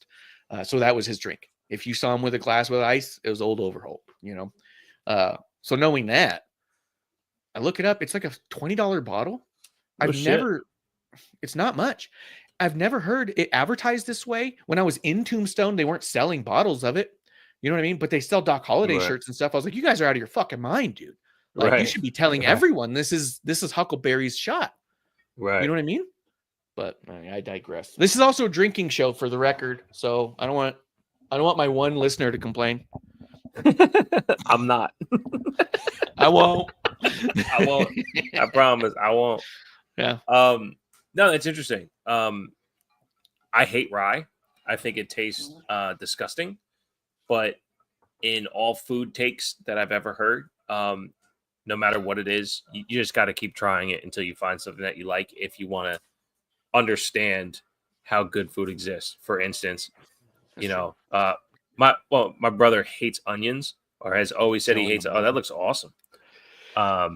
Really cool. And then he had pickled onions, and he goes, "These are amazing." I'm like, "Well, number one, pickled onions are like some of the worst onions of all time. But if you like them, then guess what? You don't hate onions." So there's going to be a rye out there that I enjoy. I've actually had one that I enjoy. I don't remember what its name is. So I'll definitely be interested in trying that one. And at $20, that's a perfect price point. Yeah, it's not bad at all. And also, I like it a lot. It's almost cinnamony. It's almost got a sweetness without any kind of sugar sweetness. Almost like, to me, I don't know if I don't know what lives in Delaware or like what could even survive in that kind of environment. But in growing up in California, we had things called honeysuckles. Are you familiar with these? Yes, I'm familiar with honeysuckles. They're a weed. It's a little flower, and you kind of like on the end of it, and it's got a sweetness, but it's floral and it's not really sugary. Yeah, it's that kind of sweetness. I feel like it's just kind of almost a natural sweet. Oh, there's the push-up spot. Are you seeing the belly dip? The belly dip and Roxanne. The back arches. She's not breaking the plane. Her arms never go fully straight. They never fully bend. Like, she rocks. Like, she looks good. I mean, she's in great shape. Yeah. So I mean, that's cool. So don't do the one push-up you can't do. I wouldn't have known. Yeah, Roxanne's so good. She's incredible, dude. Yeah. And then let's see. So Jey Uso wins. That was awesome. I And loved that his moment promo. too, where there was it was him, Logan Paul, and then like 8 champions in the ring at once. Mhm. The fucking Cena, Roman, McIntyre, Punk, fucking everyone. Yep. Seth. Like it was, hell of a moment, man. And we never had that as kids. We never had a plethora of champions inside the Rumble. That's never happened.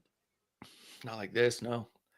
Like this is crazy. It's been really good. I don't really care if CM Punk makes it to WrestleMania in any fashion. I kind of hope he doesn't.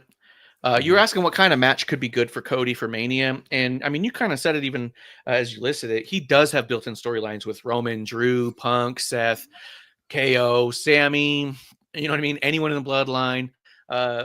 Randy Orton could always come back. You know what I mean? There's options. We just don't know what they're going to lean into. I think I wanted, and a lot of other people wanted, Cena to win the Rumble potentially because we want to see him do something big, right?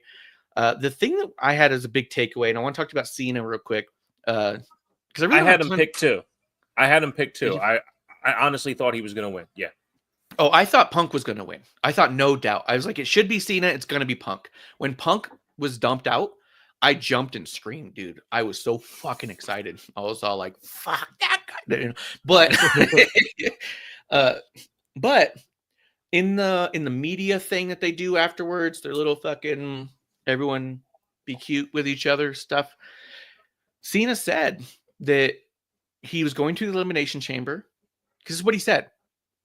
I'm going to the Elimination Chamber, and I'm going to WrestleMania to win my 17th championship so I can be the one to shake the hand of the one who wins 18.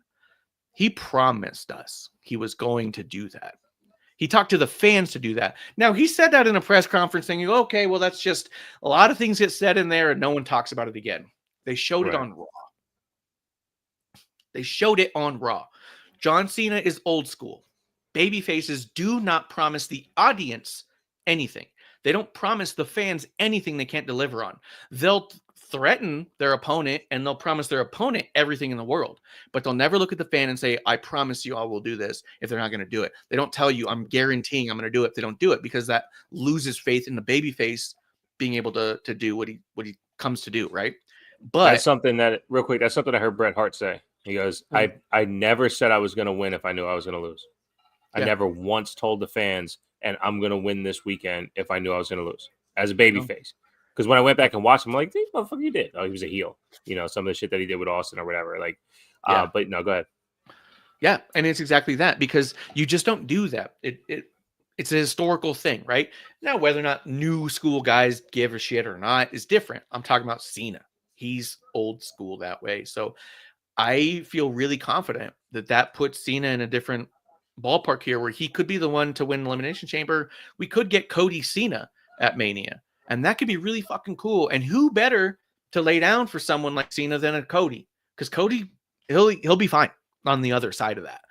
And it'll be an interesting story as Cody tries to come back to it. Or because maybe the story is this right now, right? Like, yes, Roman is the greatest of all time, right? Longest championship, whatever, blah, blah, blah. But what if Cody's story starts coming to like, hey, I'm the best of right now, but like, I mean, the tough part is this though. If he loses to Cena, he's the first guy Cena beat in 3 years. Right. That's tough. Right. But and with Cena having limited dates, he's got limited dates, so he doesn't have the opportunity to just go on a tear and start beating people. Mm-hmm. Yeah. But he might. I don't know. I just think it could be interesting. It could be fun. We could end up with Cena 17, and we can still get back to whoever we want to be champion next. We have a lot, like you said, a lot of championship material there. You know what I mean? No, I hear you. And this is like why I don't like. I'm trying to find something. That's why I don't like the Cody run itself. Like, if the opportunity for someone else to have it, right? Or like I said, I wanted last year, I wanted Randy Orton to beat Roman Reigns, or maybe this was the year before. This was the year before. Randy Orton beat Roman Reigns. Cody beats Randy. That's the finish to Cody's story. Fuck. And that can still happen, right? Yeah. Randy can come out, have a match with Cody at Elimination Chamber, beat him. We have Cena Randy for the title. Cena beats Randy for the title, and the record break, I think, means more to the arc of Cena than beating Cody. Plus, like I said before, Randy was the legend killer. He's allowed to beat anyone at any time. He can take down the Tribal Chief, right? Because Tribal Chief is a legend now. So he should have beat him then to make the story make sense. Then when Cody finishes his story, now it makes sense. Cody's story still doesn't make sense. So you're right. Cody's been protected. He's lost, 3 matches since he's been back? Losing to Cena, who hasn't won in a while, doesn't make sense. But losing to Cena, who now basically just told us he's transforming back into Super Cena, it might be the way to go too. It could work. That's all I mean. Is this is also one of those times where, like we said before, dude, fantasy booking's a little pointless to get too deep in it. It's just a matter of, hey, does this even make sense, or could it work with some of these? Because there's just a lot of options. So it's not even like, hey, let's go down the list of 30 people. I've seen fucking people doing that on some of their podcasts. That's why I don't listen to some of them, because just like, hey, we're getting a little into the weeds about like why you might be able to stretch a story where JD McDonough wins the Rumble. Why are we doing this? Right? Let's go with real exercises of could we be seeing that? And so for me, that was exciting just as a Cena fan. And then the other thing is this: once he made the point, so I can shake 18, that's when I went, oh fuck. It's happening. He's definitely doing it. Because all of a sudden it clicks. Oh my God, Ric Flair is the guy who's supposed to shake the hand of 17. Right. So if Cena doesn't take that, then that's Flair's spot. And Flair, for one, is not beloved by a lot right now. And two, he's so old. You know what I mean? That like realistically, how close are we to 18? Randy's, I think, the closest with like 13. You know what I mean? So whether or not 18 ever happens is one thing, but if it's going to happen, you're going to need a younger guy for the pop, right? So, when I heard to shake the hand of 18, I went, oh, okay. They need to get Ric Flair out of their fucking history books too, in a way. Right. So, I don't know. I was pretty stoked about that, but yeah, again, that's still more fantasy book stuff. And I'm excited to see what they do with Cena, you know? I thought he looked I awesome. agree. Yeah, and I think we have, again, the limited dates is what does it, right? Like, there's a lot to play with, and we don't know he has limited dates. We just don't know that. Well, yeah, no, he said it. There's only 30 dates. Oh, he said there's 30? Okay. 30, yeah, 30 total dates. So that's like, which is still 3 a month. Yeah, yeah, it's 2-3 a month. Yeah, it's not too far off.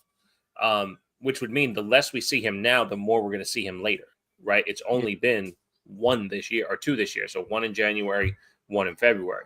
If he's not going to be back until Elimination Chamber, that's 1 in March. How does that go from there? So, dude, but because if he wins it fucking in April, we're going to need some extra dates. You do hopefully 1 at a time till you get there. And now you have an extra 6 dates in there that you can, you know what I mean? Exactly. And I do think Cena's retirement is what pushed Roman to his position now, because, and even The Rock pushed The Rock out of what was going to happen going forward. Cena and whatever story they're trying to build has to circumvent any of that stuff, especially if this is going to be his last year. We as fans owe it to just watch it and see what happens. Yeah. And I agree with you. There's plenty of things you can do with Cody, but my point was, and why I said that Jay and Gunther, they're the only obvious main event of night 1 or main event of WrestleMania either night, because they're the only story that's actually happening right now. You know, the rest of them you have to get into, you have to build to, right? Nia and Tiffany, they're kind of there, but they're on the outside. Mia Yim and Chelsea Green, they got their thing going on, but they're not main eventing, right? No. Charlotte, if she gets any type of main event, they better fucking start picking up some story that makes sense. The only story going on right now that is got any depth to it is Jay and Gunther, and that's just a little bit of depth. It's only because they had a great match at Saturday night's main event, right? It's only because Jay lost. Yeah. yeah, exactly. So, you know, how do we build, right? How do we build? And you can do that with Cody, and they've done it before, and they'll do it again, and that's fine. Cena he's masterful at it, right? Like when he came, he said, you know, we're going to sit down and do this differently, and we'll play who gets the headline out fast enough. And I'm like, The way he started out that promo was going to say, and I realized I didn't quite have it anymore. I thought he was done. Yeah. Right? Then he goes, and then I realized that what's best for business, and then went on this whole thing. It's like Cena just gave us a story that we had no clue was coming. Yep. Right? And I trust wherever that's going to go. If he has to win Elimination Chamber to put the fuel in the rocket ship, then let's fucking do it. Yeah. Let's fucking do it. Dude, So, and for whether me, that's it would be against Cody poetic. or anyone else. When he lost his title at Elimination Chamber to Bray, I was in the audience. I have the chair. Oh. Well, it wasn't my chair. I was sitting in the top. But later, someone who was up front was selling 2 chairs. And I drove up to Phoenix and got them for me and Kev. So Kev's got one, I got one. It's just John Cena on Elimination Chamber chair. We were there, and dude, the poetry if he got it back at Elimination Chamber. The last time he held one, he lost it into the chamber. Right. If he goes back into the chamber on his hunt to get it, you know? Yeah. Yeah. I mean, I remember when he beat AJ at the Rumble for it, and he held it in his hands. That match. He looked at us, one of the best, one of the fucking best. It was for me, a match of the year, and it was fucking first pay-per-view of the year. That's literally the match I showed to producer lady to say this is wrestling at its best. Like when she was like, I just don't get wrestling. And what do you mean they're telling a story in the ring? And I was like, well, through their movements, it's a story. She said, what are you talking about? I was like, I'll tell you what. I put on that match and I play-by-played it with her. He just doesn't have the strength, the energy. The commentary is kind of doing it, but I just upped it up because they were relying on your knowledge of the product to also get you there, and I wasn't. Right. But that's one of those matches that is just perfect, dude. It's amazing. At the end of the match, he gets the title from Charles Robinson. He looks at it. He looks up at him and goes, "This is pretty cool, huh?" Like, wow, this is. And he loved it. He loved that moment himself so much. But then, and I believe Cena asked for Robinson, but Robinson claims no one's ever asked for him on a match, and I don't believe him. I don't believe that at all. But he does also say he's never asked to be on a match, and I do believe that. I believe that as well. Yeah. But I wouldn't be. But I believe that I even heard Edge tells. I thought he mentioned in his interview with Sam Roberts that he asked for Charles Robinson specifically for the greatest wrestling match ever. Because you needed a referee like a Charles Robinson. You couldn't do it. That's a good match. I got to go back and watch that match. It's amazing. I think I've only watched it twice. Yeah. Him and Orton telling that story. I remember watching that going, this is fantastic shit. It was incredible. Honestly, their fucking first Mania match, the fucking 75-minute classic, I loved that match. I think it was perfect for an Edge return. It was gritty and violent. And unfortunately, it was in an empty arena. But I thought that added to the cinema of it. A lot of people just were bored by it so fast, I guess. But no, that's one too. That's the one, right? Isn't that the greatest? No. Randy Orton and Edge doing all the shit backstage and shit. The greatest wrestling match of all time was the cinematic one. Right. Where they had the Howard That wasn't Finkel at thing. Mania. That was somewhere else. That was a different. It was pandemic area. But it was different pay-per-view. Yeah. Okay. Yeah, no, their WrestleMania match was awesome too. Yeah. Mm-hmm. Yeah. But yeah, I just think that there's a lot we could do that. Also, credit to Cody, like you were talking about with the KO thing. I think one other thing that we kind of circumvented, I meant to say was, I think it also shows a self-awareness with Cody that not all big stars have, where he was able to, at the very least, recognize that KO was the better one here. You know what I mean? Like some of these guys are so in their own stuff that it's my ideas or nothing. Yeah. They got into this as a ladder match, and he was just all like, "Hey, KO, this is really your thing. I'm really counting on you here." And then it was work with me. You know what I mean? Like to have the awareness enough to I'm not the best at this. That's huge. That's huge for big stars. You know what I mean? So I think that whatever happens storyline wise as we get through all the Cena stuff, I think we're gonna get similar vibes and stuff. You know. Well, I'm really curious, and I'll say this because I've given up on the Cody hate part of it because I do think a lot of it is just obvious, right? Because like we're having the conversation now and we agree, right? Like the match went exactly how it's supposed to, exactly how we thought it would, and for the reasons why we think it did, we agree. Sucks or not doesn't matter, right? So it's not about saying that he sucks. It's just about preference at this point. I am curious what Cody looks like when he's not champion. What will that Cody be? Because look, since Mania, Cody has done exactly what he said he was going to do. I want to be, in lesser terms, the John Cena character. I'm going to play that role on TV, right? Yeah. I'm going to shake all the hands. I'm going to kiss all the babies. I'm going to go on all the shows. I'm going to wear all the suits. I'm going to do all those things. And wrestling is going to be on the back burner. And it has. Yep. The shows have been moving without needing him to do his thing. They just have, right? There's nothing wrong with that because we're getting great shows like we talked about. Yep. But without having his face everywhere from doing all these things, what's that look like for him? What's that look like when we have to invest in what he's doing again? Was he a one-trick story? Maybe. That's why I thought getting fucked over by Randy Orton would be great. And losing, or beating Randy Orton and having Randy Orton come after him and do the little brother thing, right? And then Randy beat him and go on for a trilogy, make this a thing. But that's not what the company needed. What they needed was that guy who can do all the shows and do all the things, and he has. And that's cool. That's cool. Yeah. But again, KO's been carrying this story since Saturday Night's main event. Now, what's Cody going to say on Friday? I don't know. We'll see. Yeah. Because look, Monday night, right? Yeah. Monday night. What's the fallout from KO versus Cody? Dude, KO's nothing to do with Cody. Dude, he looked. Whew. But it had nothing. The fallout of that match has nothing to do with Cody, right? Yeah. There's so much juice out of that match, and it's to build KO and Sammy. Why? Yeah. It's because Cody sucks. He ain't it. Cody ain't it. Cody's a bitch.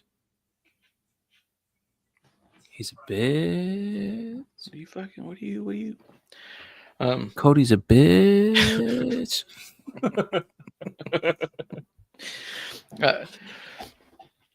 He is less insufferable than he used to be, but I thought the promos he was having with KO were awesome too. The way he was firing up, he was getting out of his cadence. Yeah.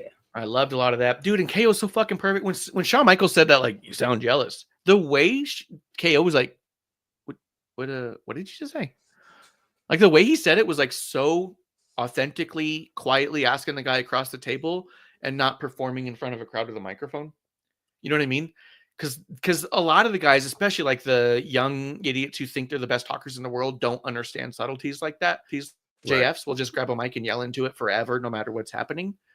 Or even will they like hug somebody and then they put the microphone on face and then, but I meant to say fuck you. And you're like, you didn't have to say it. You know what I mean? Like Roman did it amazing when he had the mic like that and he was like talking and it barely picked it up. I just cut my lip. Full contact podcasting, man. But I thought that was just genius too. It was one of those little subtle things where it's all like, you don't have to yell all the time. It actually is more impactful if you don't. And I hated that segment because Kevin Owens isn't jealous. Kevin Owens is right.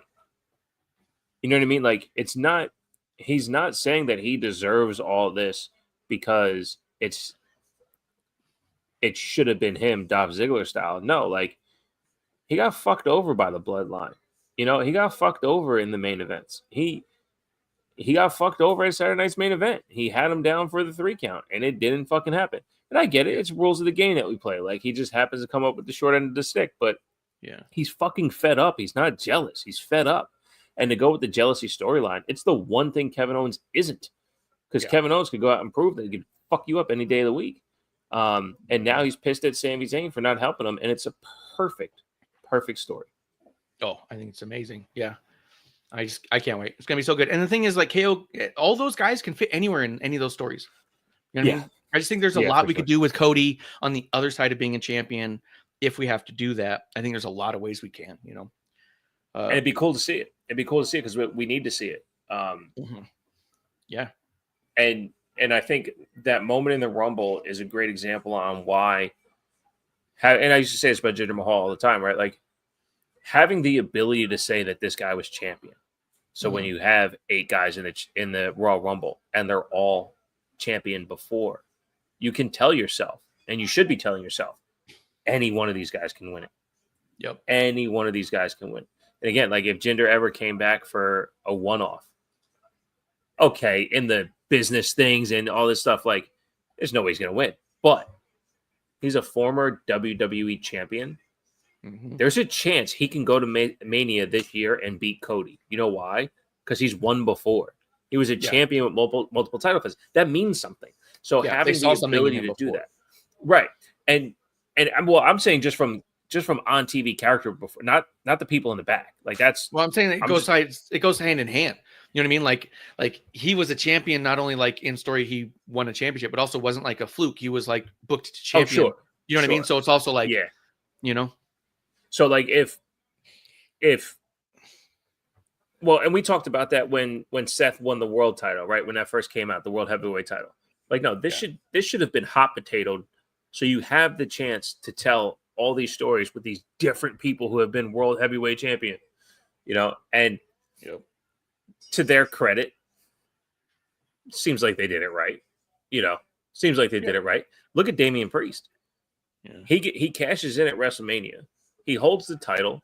The run, the matches, you know, maybe not the best. A lot of questionable finishes and things like that. There was always moments. But his character right now, so beloved. This guy's in his mid-fucking 40s. He washed away on the indies for so long. He built his way up through NXT, Judgment Day. He's in his 40s, joining Edge in Judgment Day because he can't make it on his own on TV. And that's no slight. That's just the product of the business, right? Like, I just listened to an interview with Josh Alexander today. He said, doing stuff on TV wrestling is so different than the indies, right? And we've talked about that before, too.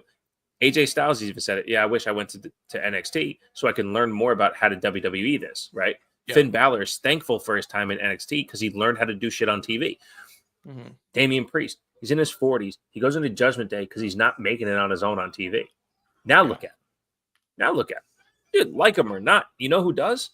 65,000 people when the arena's full. He did it, you know, and part of his world heavyweight title run cemented that legacy. And that's what's going to happen with Jey Uso. I truly believe, and based off their Saturday night's main event match, you watch matches with Gunther, and he does it, right? He does the whole thing, the whole story, and at the end of the day, you go, you know what? Nah, Jey Uso really could have won that match. That's how that match went on Saturday night's main event. He really could have won it. I thought he won.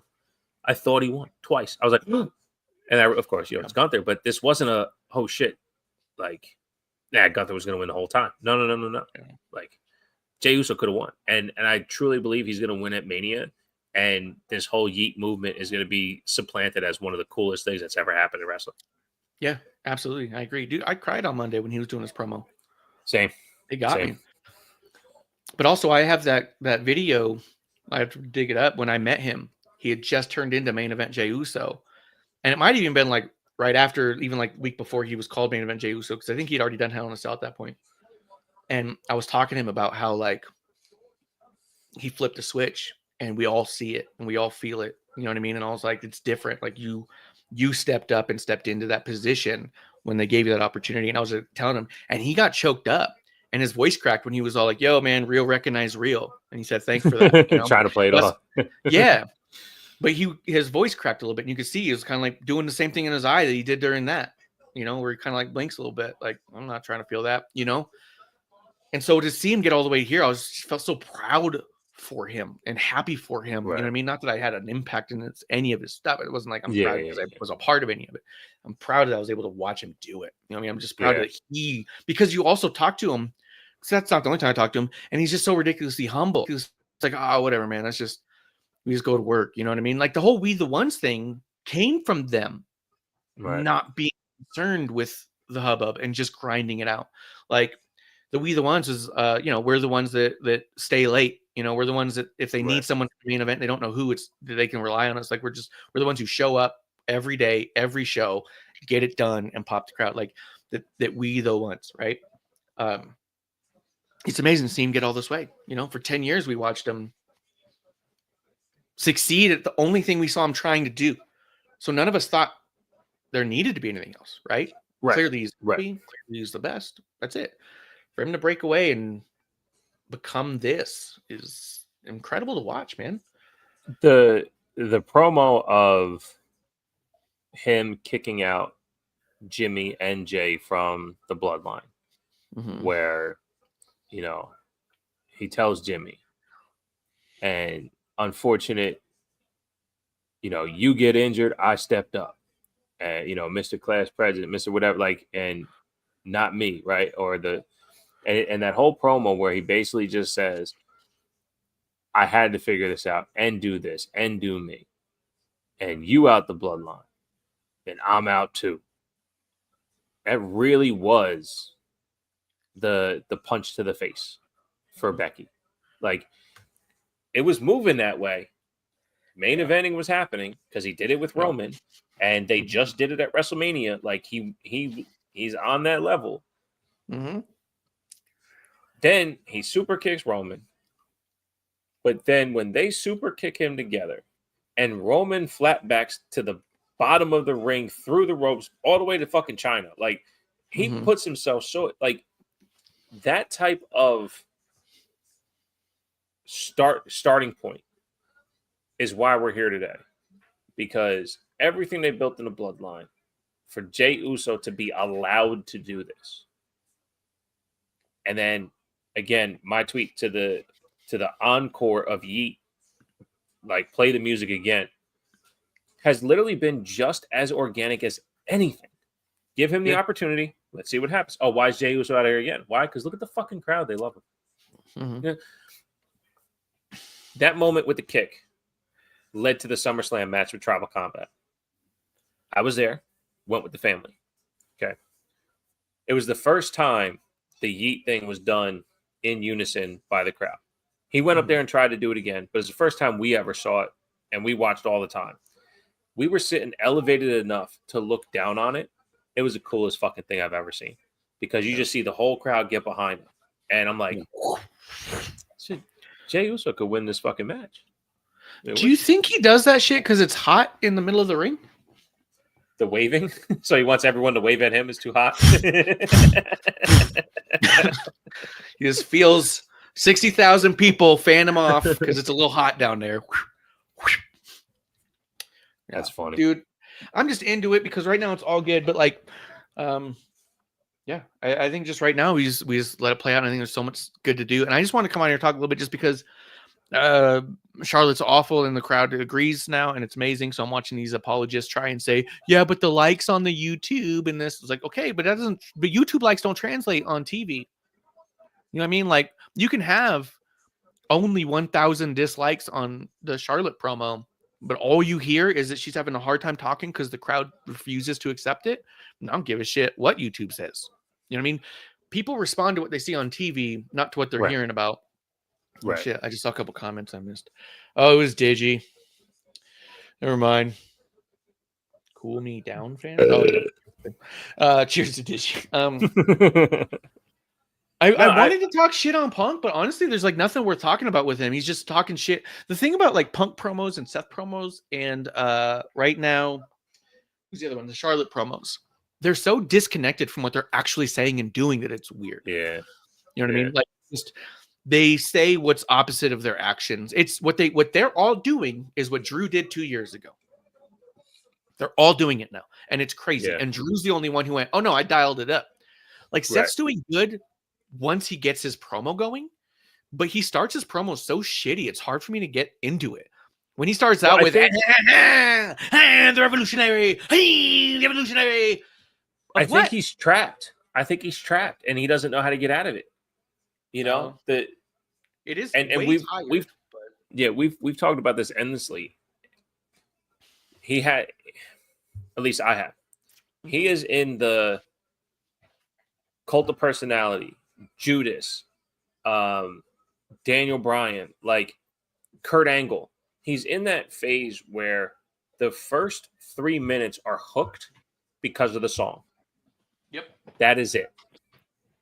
If he can kick out the song and present this grinder that he is now with the stories that have been built over the last couple of years, like the Joker Batman match that him and Roman had a couple years ago, right? Mm-hmm. That Seth doesn't need the song. because he has it up here and he can put it on the mic, right? Yeah. But when he's trapped by this song, he starts from a place, like you said, that the character doesn't exist. Yeah. So he needs to get rid of the song and be more tailored to who his character is. Or I think actually get rid of, keep the song because it's over. And I get it. You want the crowd responses, right? Keep the song. Get rid of the catchphrase that doesn't work. The revolutionary, evolutionary, reactionary, pro-maxillary, insulary, Seth Rollins. Get rid of that. Fiduciary. None of that makes sense. Fiduciary. It's tax season, yeah. Yeah. Because none of that makes sense. You've never qualified that. You've said you're revolutionary, but you've never revolutionized anything. You say you're a visionary, but you've never explained your vision or how you already imparted it or not. You had followers for about 3 months with no fans and then lost them all. So if you're a visionary and a leader, who, when, where? Because as far as we can see on TV, you've never led a group at all. Right. You know what I mean? Even when he was part of the corporate thing with the J&J and all that, Triple H was the head of all that. Yep. You know what I mean? Like he's never led it. So what do you... Visionary how? Revolutionary how? Leader how? Locker room leader how? Tell me anything that qualifies it or dump it. Because if you just did that and instead of saying I'm a revolutionary and he just came out and said something like I'm a wild man, you'd be like, oh, wild man Seth Rollins. I get it. Right? Whatever. Because he's crazy. You know what I mean? Like if you said anything else, hey, maybe I'm a little kooky. You go, okay, cool. But if he just drops the other shit, you go, okay, well, at least he's in this character. The architect and revolutionary is not this Seth. Right. And he does it because it's his cadence to build up to saying Seth freaking Rollins. And you don't need those things either, though. And that crutch, that's what I'm saying. Like all of that's a crutch to get to what you're saying. Because even after he finishes it and he puts the mic up and they scream and all that stuff, he goes, all right, guys, now we're gonna do this. Yeah. It really is just a waste of our screen time, to be honest. So that's why it's like, if you kick it, then just fucking kick it. We don't need it. But to your point, maybe he should be focused on dialing into what that is and perfect it. Yeah. Make the adjustment there. Yeah. Get in because you have this one hole and it's the beginning of everything you do. Yeah. And it fucking sucks because then it pulls me directly out. I go, oh my God. As soon as Seth comes on, I will go up and get a drink or I'll run to the bathroom because I know I've got about a minute and a half before anything relevant or even real happens, right? He's going to go out there and dance like a goof, dress how someone else dressed him, not how he would ever dress himself, and then walk out there and say his catchphrase that doesn't mean anything because it is just flat out void of any content. And then he goes, okay. Now that we're done playing, let me do this. And you're like, why don't you just start with who you want to be? Like, I have to get through a bunch of weird shit you don't even want your character to be right now. Do one or the other. Drop that shit or lean the fuck in, but drop the shit that, at the very least, confuses your character. I also hate that he uses Seth freaking Rollins still. I think that's the stupid thing because he started with that. So Seth freaking Rollins, when you look at old stuff, is him with the yellow hair on one side. And now he's he's got yellow all over his hair now. It's all over him. But like now he's doing it. I just wish that he would, because when he was like the arc, he was Slayer, cool. But now you've reverted back to an old title, but given it a whole new look that doesn't match it and doesn't connect. Yeah. Just back to the next thing. Don't go backwards, you know? What'd you think of the CM Punk Sammy match? Just give Sammy all the credit. I don't remember being entirely impressed or engaged in it. I remember feeling bad for Sammy. I remember thinking it was fine. I don't remember anything in particular. Why? I'm sorry for asking the question, man. You got to stab me through the screen. Yeah. Why? What was your takeaway from it? I thought it was good. I thought it was really good. I enjoyed it a lot. Yeah. I usually, because I always get to a point, especially with wrestlers like CM Punk, where it's incredibly see-through, right? Like Johnny Gargano. Like this is dumb. Why am I watching this? But I thought they did a good job wrestling together. So. Yeah, I thought they did too. I do wonder how many of these guys are doing one and dones. Like, hey, look, I'll fight them in a tournament, but I'm not having a program with them. Hey, look, I'll do a fucking Raw main event, but I'm not dropping a title to them. I mean, like, I wonder if these guys are standing up for themselves at all, or if they're all just sucking dick for money. You know what I mean? Like, that's the thing. Are we going to pretend it's professional integrity, or are we going to say it's a sellout? They did like, oh, this is the first time they've ever wrestled. So there's never been an El Generico versus CM Punk match or anything like that. And they did wrestle as if they've never wrestled before and they're never going to wrestle again. You know, I mean, they could have a better match. Absolutely, they could. But I thought it was. I found myself really liking it.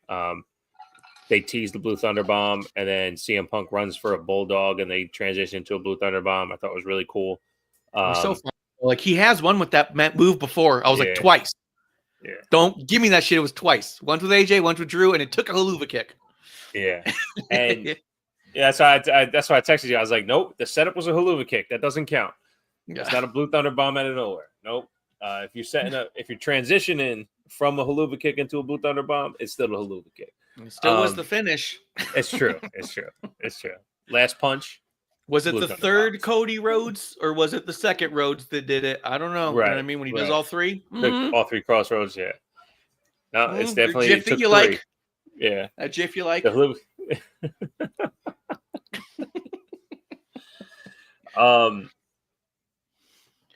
I do find myself wondering what's the payoff for protecting Punk so much. You know? I wonder too. Yeah. Here's my hope.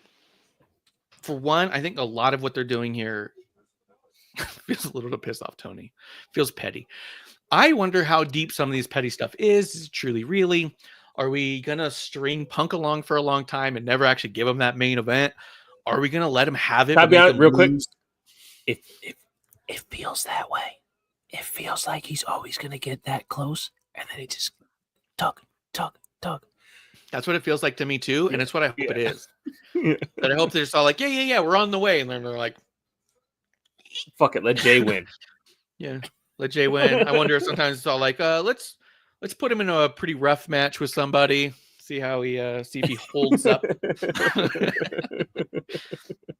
Hey, Drew, don't go easy on him. Yeah. But yeah, it could very well be he's just tugged along forever, and it's kind of what I hope. So, but those are the big things. Like I said, I didn't have a lot to say about Punk because I just don't buy into anything he's saying, anyways, and it's been kind of dumb. And he still keeps saying shit like it doesn't make sense, and so it is what it is. Him and Charlotte Flair are the two promos that you hear the most that I just go like, "What are you talking about?"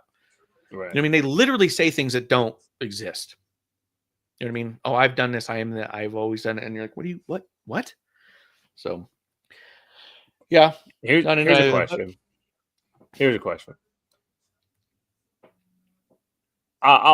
Let's fantasy book something for everyone. Mm-hmm. The CM Punk win the Elimination Chamber, and they triple threat at Mania. Cena, CM Punk, Cody. And Cena wins. I considered that. I have considered that could be an option, is the three of them. That's why I meant like they're so intertwined. You could easily make it a triple threat or a fatal four-way if you wanted.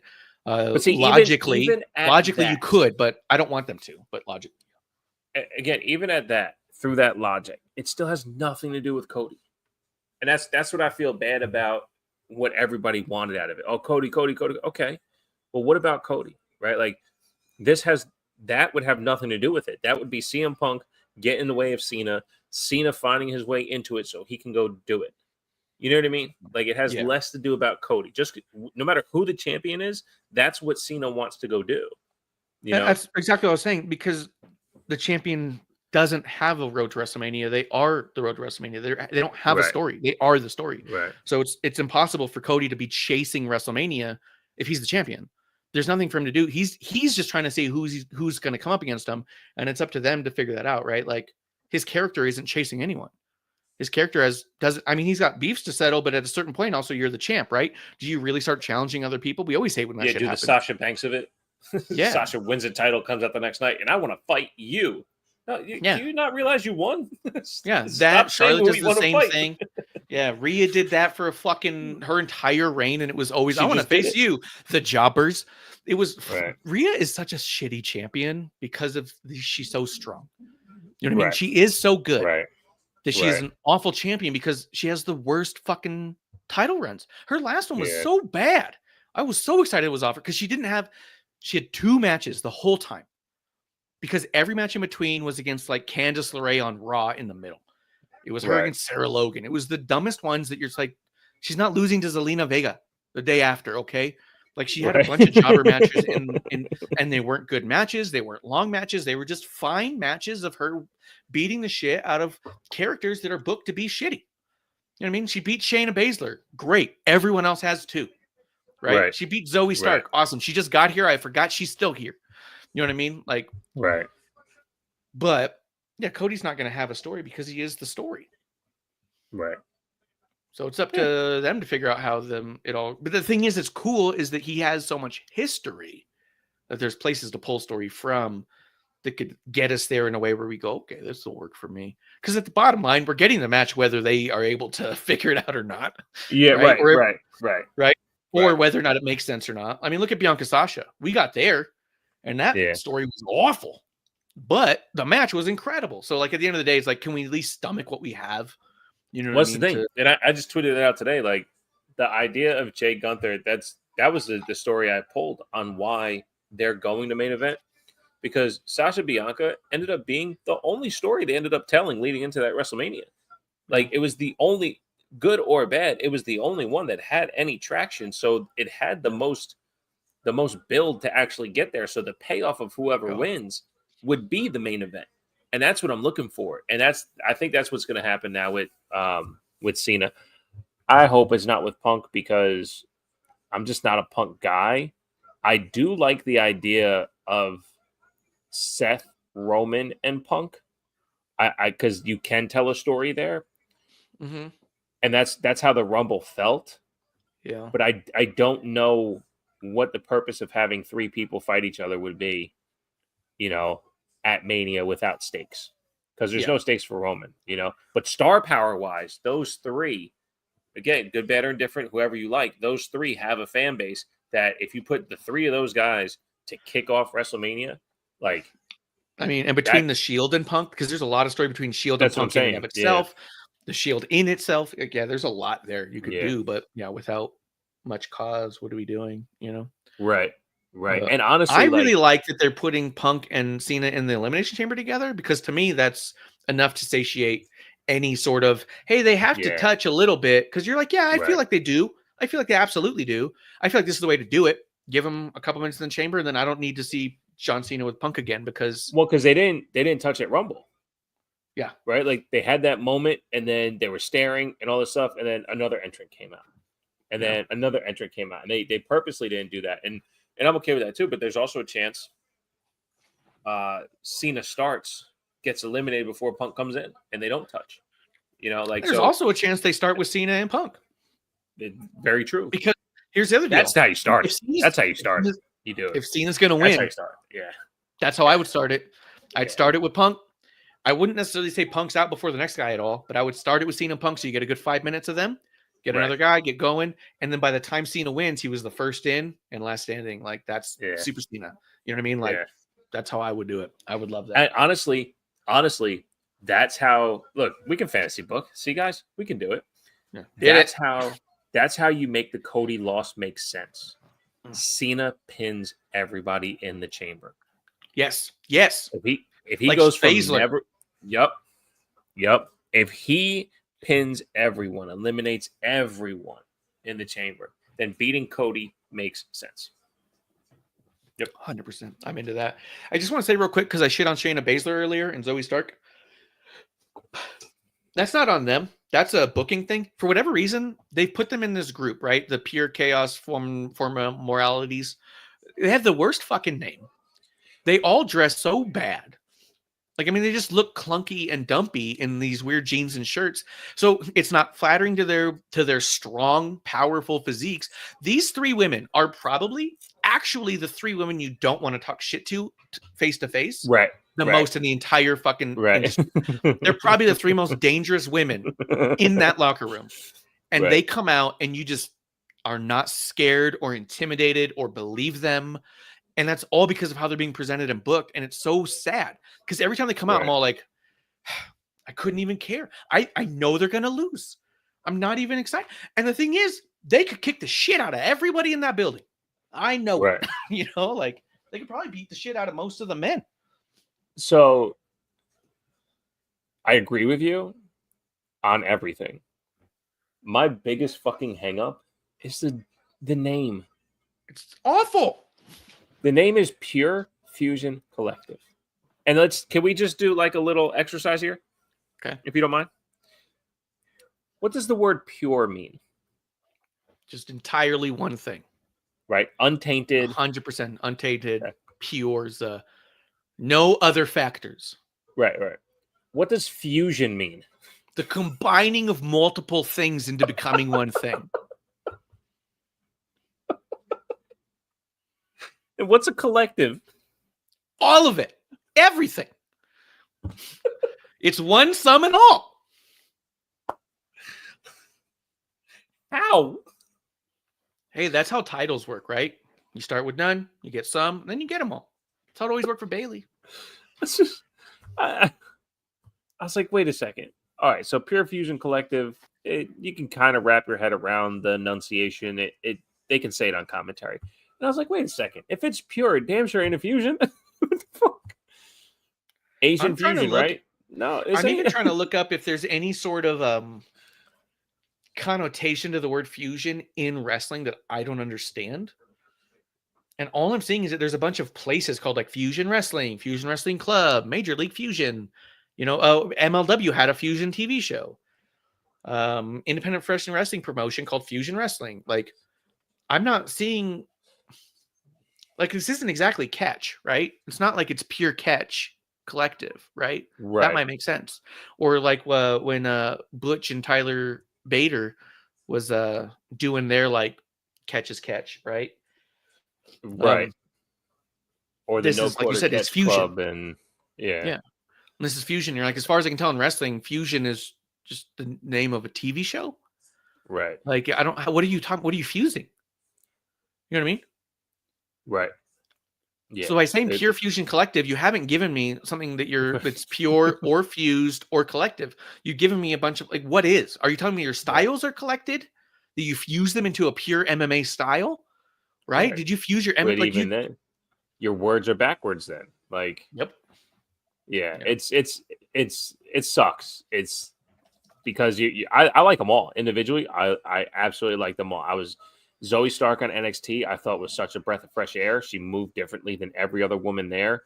She has a very good style to her.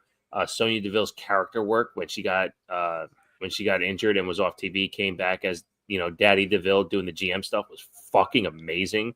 And we all know Shayna Baszler's potential through NXT and all that shit. Like, so we have people we want to root for, and they just slapped them with PFC that makes 0 sense. 0 cents. Just call them PF Changs. Yeah. It's a bummer, dude. It's a bummer because, like, you could tell that I believe fully that they themselves came up with the name and they fucking loved it and were so excited. They got their t-shirt designed and said, "It's fucking perfect." And the second I heard Pure Fusion Collective, I was like, what the fuck is that? Yeah. Like, get out. That's awful. That's never going to work. Yep. So, but, all right. Well, I'm still stoked about Cena. So, was there anything else that was really like coming up or around that you were all that into or anything? No. That's the whole thing to me. This has been KO, Cody, Cena, and Charlotte ruining. You shit on Fandango earlier. He showed up at NXT last night. Mm-hmm. I'm figuring that's why not a lot of fanfare. Oh yeah. It was bullshit. Well, dude, I've seen people over here being like, "Oh, here we go. This is awesome." He comes out. Even the NXT crowd didn't pop. They went, "Oh," and it was just there. They played his music for a long time, and I didn't realize how welcome quiet back. He got more welcome backs than Charlotte did. Yes, but he stood there for a long time without anything, and then once the music stopped, he started talking, and then they started making noise again. So it wasn't like they were just like so excited to see him. It wasn't like when Natalya showed up there and they were just chanting immediately, or Becky immediately chanting. This was like, "Oh, Fandango's back." Okay. It was easily one of the worst gimmicks. It was ironically pushed during an era when gimmicks were so fucking bad and ratings were so awful. It was written into the scripts. You had characters on TV saying, "You're chasing away our viewers. Our numbers are lower than ever," as part of your story, because it was the fact of the matter. And he was ironically pushed during an era where shitty things were going on. He was so shitty that they thought it was funny enough to push him over the other shit he thinks. And now you want to bring him back like he's the fucking star? The fuck out of here. Dude, I stopped watching the Super Mario Brothers movie to turn on NXT to see what he did. He moves the fucking needle, bro. I didn't even finish listening to his promo. The second he started talking, I was like, I've seen enough. He's like, thank you for the music. It means a lot. I was like, fuck out of here. Fucking idiot. Why you hate him so much? Damn, dude. What did he do to you? What was good about anything he's ever done? He's literally only been awful. Fashion Police was dope. It was awful. It was awful. Cringy. He's cringed not every Sean time. Spears, okay? They're the same. The only difference is Sean Spears took his shit seriously. Fandango doesn't even. They're both the same. Did Fandango tell you to go fuck yourself? I wish. He hasn't asked me to dance either. He said, I wish. You fuck that. Don't bring back a Fandango and be like, guess what? We have a big return. No. I'm more excited you bring back a Jinder. Someone who's actually valuable to the roster. Who the fuck was ever made by a Fandango match, right? All we got from Fashion Police was 2 new Elite toys that ended up on clearance. We didn't end up with some story or big payoff. Fuck out of here, dude. He's a gag. Swerve is who he is today because he was wrestling in a trios with Fandango or Breezango. So... No, he's not where he is today because of that. Actually, if you want to mean that that's why he got fired from the first place, then yeah. You know what no one's ever said since Fandango let go? When's he coming back? You know what no one said at every Rumble since he's been gone? Do you think Fandango shows up? No one fucking cares. You know what no one asked when he came back? Oh, where was he this whole time? No one knows or cares. Has he wrestled since he's left? Have you seen one match since he's left? Have you heard one promo since he's left? Have you seen his picture online? Is there a new toy? Has he been on Matt Cardona's podcast even? Fuck that guy, dude. Although if when they announced that Tyler Breeze to NXT, I'll send an 8x10 to have him sign it. Just gonna sit down now. If you just do the return postage, they send it back. When they did Tyler Breeze was opening up trading cards, I was like, oh man, Breezango was so much fun, man. I wish we had them back. And then he pops up Tuesday. So I have been saying that. How many Fandango toys do you buy for your kid? I don't buy toys. I'm not a fucking baby. Your kids don't have toys? They don't like wrestling? He likes wrestling, and I choose not to buy him wrestling figures because they're stupid expensive. So he asks you all the time, and you just say, yo, daddy broke. He constantly asks for wrestling toys, and I'm like, I don't know, man. I don't know. You're like, I think I'll just buy you a 3D printer and let you just go. Look, I'm cynical, man. When I found out my mom threw out all my shit or handed it out to some other kid, so I couldn't hand them down to mine. I've been turned off of toys. So, But I mean, he's got enough shit. He don't need wrestlers. He's got a fucking. He definitely doesn't need a Fandango one. If you're gonna buy one, is it gonna be Fandango? Yes, it's the only one. It's the only one I'll buy. Because it's always on clearance. It's the cheapest one. Yeah, I can afford it. Oh, by the way, I just want to say this as one more little fucking jab. When I was at Ross the other day, me? The fuck I did. They had AEW toys in the Ross. They only had CM Punk and Hangman Page. And they were $3.99.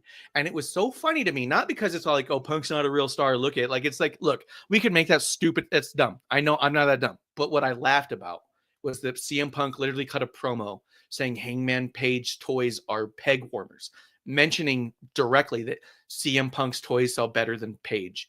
But every time I go to the store and see clearance AEW, it's Page and Punk. Even his really nice one, the big one they made right before he left, that one's on clearance a lot of times too. Like, I just laugh at when he tries to. I took a picture and sent it to a bunch of people that really like him, and they fucking ignored me. But yeah, it was just funny because, yeah, you're gonna go out of your way to say your toys sell so good, but at the end of the day, you guys are on the same clearance shelf always. Right. So it's just, to me, funny. It's one more thing he was just wrong about. Yes, he's a bigger star. Yes, he's more popular. Yes, he makes more money, and yes, he's doing better than he's ever done in his career. Still, I bought a toy for him of $3.99 to give to a kid so the kid had someone to beat up. There's CM Punk is the epitome of a new album from Aerosmith or the Rolling Stones. You know what I mean? Their fans are so invested, they'll listen to it. Yeah. And they'll be fans of it because of what they listened to in the fucking 70s and 80s. They're not fans of it because of how good it is now. Nope. It's just the fucking truth. And look, like I said, I enjoyed the strap match. I enjoyed the Seth Rollins match on Raw. I enjoyed the Sami Zayn match on Raw. Enjoy it doesn't mean they're putting out, because Elimination's coming up, they're putting out clips of the Roman Sammy at Elimination Chamber. CM Punk has never had a match like that. Ever. He has never had a match the way Sammy and Roman Reigns did at Elimination Chamber in Montreal. There is an art form to wrestling that we don't completely understand as viewers. But the part we do understand as viewers, you are supposed to boo or you are supposed to cheer. But Roman was so great as a heel, and Sammy was so believable as a babyface that a guy who has never sniffed a championship in his hometown, under Vince, where nobody wins in their hometown, right? In his hometown, loses the match to a guy, right, who's been champion for 2+ years, right? Yeah. Loses the match, and the crowd goes silent because they can't believe what just happened. They weren't so pissed off they booed. They went fucking silent because they couldn't believe what just happened. You could hear a fucking pin drop. Mm-hmm. CM Punk has never had that because it's always been about, how do I make them say my name and that's it? Look, he's got a great name to cheer. Pat McAfee said it on the fucking pre-show to Royal Rumble. Yeah, well, when your name's 3 syllables, they'll chant it all they want because he's trying to be humble about the crowd chanting McAfee, McAfee, McAfee. Well, he said, he's like, if your name's 3 syllables, they'll chant you all day long. Well, there's CM Punk for you. CM Punk, wow. CM Punk. Wow. Wow. That's funny. So, I mean, look, it'll be what it is. When it's over, he'll go into the Hall of Fame. He'll put a bow on the career. He'll come out. He'll do promos. He'll be around until he's 60-something doing his thing, and we'll have to deal with it. But as podcasters and fans, we can say the truth. Yeah, some stuff will be good. There's not going to be any greatness coming from him because we never had greatness. No, he was never great to begin with. Yeah. Cena's promo, like you said, at the press event, is a promo. Again, it started where I thought he was going to retire. And then it got me to believe that he is going to do this. And I can't wait to see it. In wrestling, that's scripted, that when he wins, people sometimes go, of course he was going to win. I'm going to feel it. I'm going to feel it. Yeah. That's the difference. Make me feel it through your words. And like you said, CM Punk, Seth Rollins, they say these things and you just don't believe it because it's things they say. Well, it's just the things they say, but yeah, I just want to believe it. You know what I mean? I want you to show me what you're talking about as well. Like, I mean, that's a big thing too, right? They always say, don't tell me, show me kind of a deal. Right. That was the problem with Drew, is he always told you but never showed you. He always said a thing but did something else. He was a hypocrite in the body of a babyface because he didn't mean what he was saying. And it was clear. You know what I mean? And I Seth and Punk are the same way. They may believe what they're saying, but it doesn't mean anything because it's not rooted in fact. It's rooted in ego. Nor does it mean that I believe it. Right. Because it's rooted in ego, which is a heel thing to do. They are obsessed with themselves and talk about themselves as such. They're both behaving as heels, asking the crowd to cheer for them, which again, heels will do, right? How could you boo me? I'm the best one here, right? Cheer for me, bow down, acknowledge me, all rise. We all have heels, want to be adored. But these are guys begging for actual cheers and wanting you along the ride and trust me in my dream. And when I was a kid, cry for me. But then they're going to also just be fucking assholes and talk about shit that's just never happened.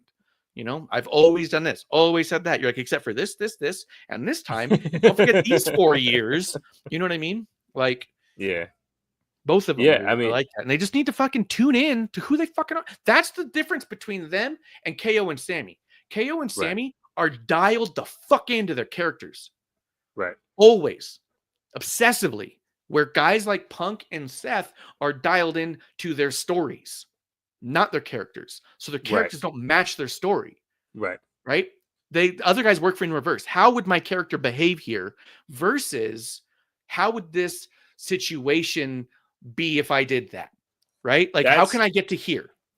Right. That's what made Becky the GOAT to me. Yes. 26 seconds. 26 seconds with Bianca. After that moment, Becky's now champion again, and she has a choice to make.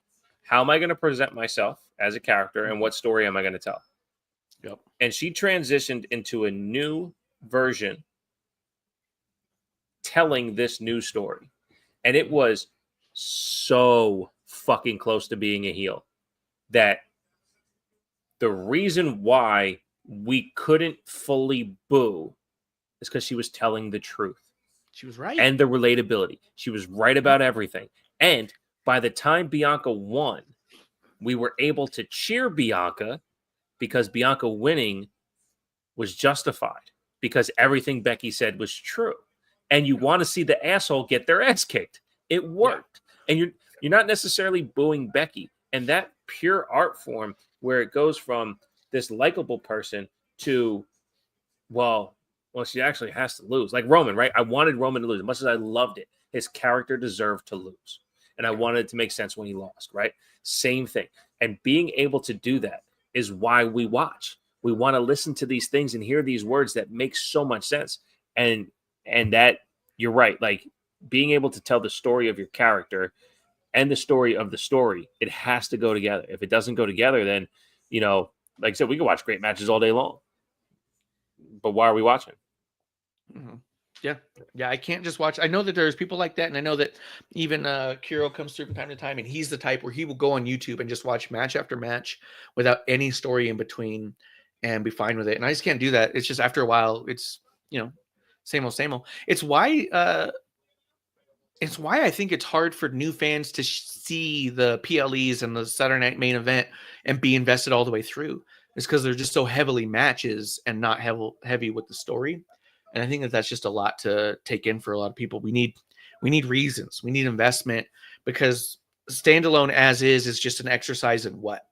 You know what I mean? Right. He's in the bubble matches is an exercise in cooperation. It's a sparring. It's a training exercise. Like, right. If I'm not invested in it, then I'm watching what could very well be a practice, and I wouldn't know the difference. Right.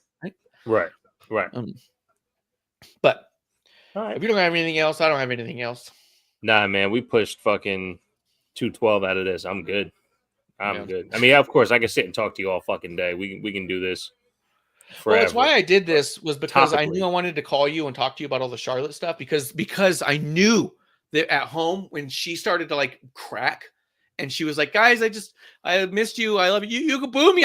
But it's just, I love you. You guys, I was just fucking like, I was crying happy tears that they're so bad. I was like, Bishop's over there salivating. I know it. He's also there going like, yes, make her cry.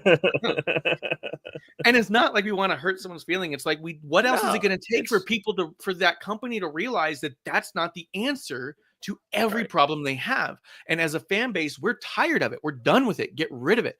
Like, change her. That is stale. That is literally from the old regime, is what I believe it looks like. It's the same reason I feel really unsure of what response Brock Lesnar might get if he ever returns. Yeah. He's very much a Vince guy. If he showed up, are people going to boo or cheer? Are they going to even accept him at all? I don't know.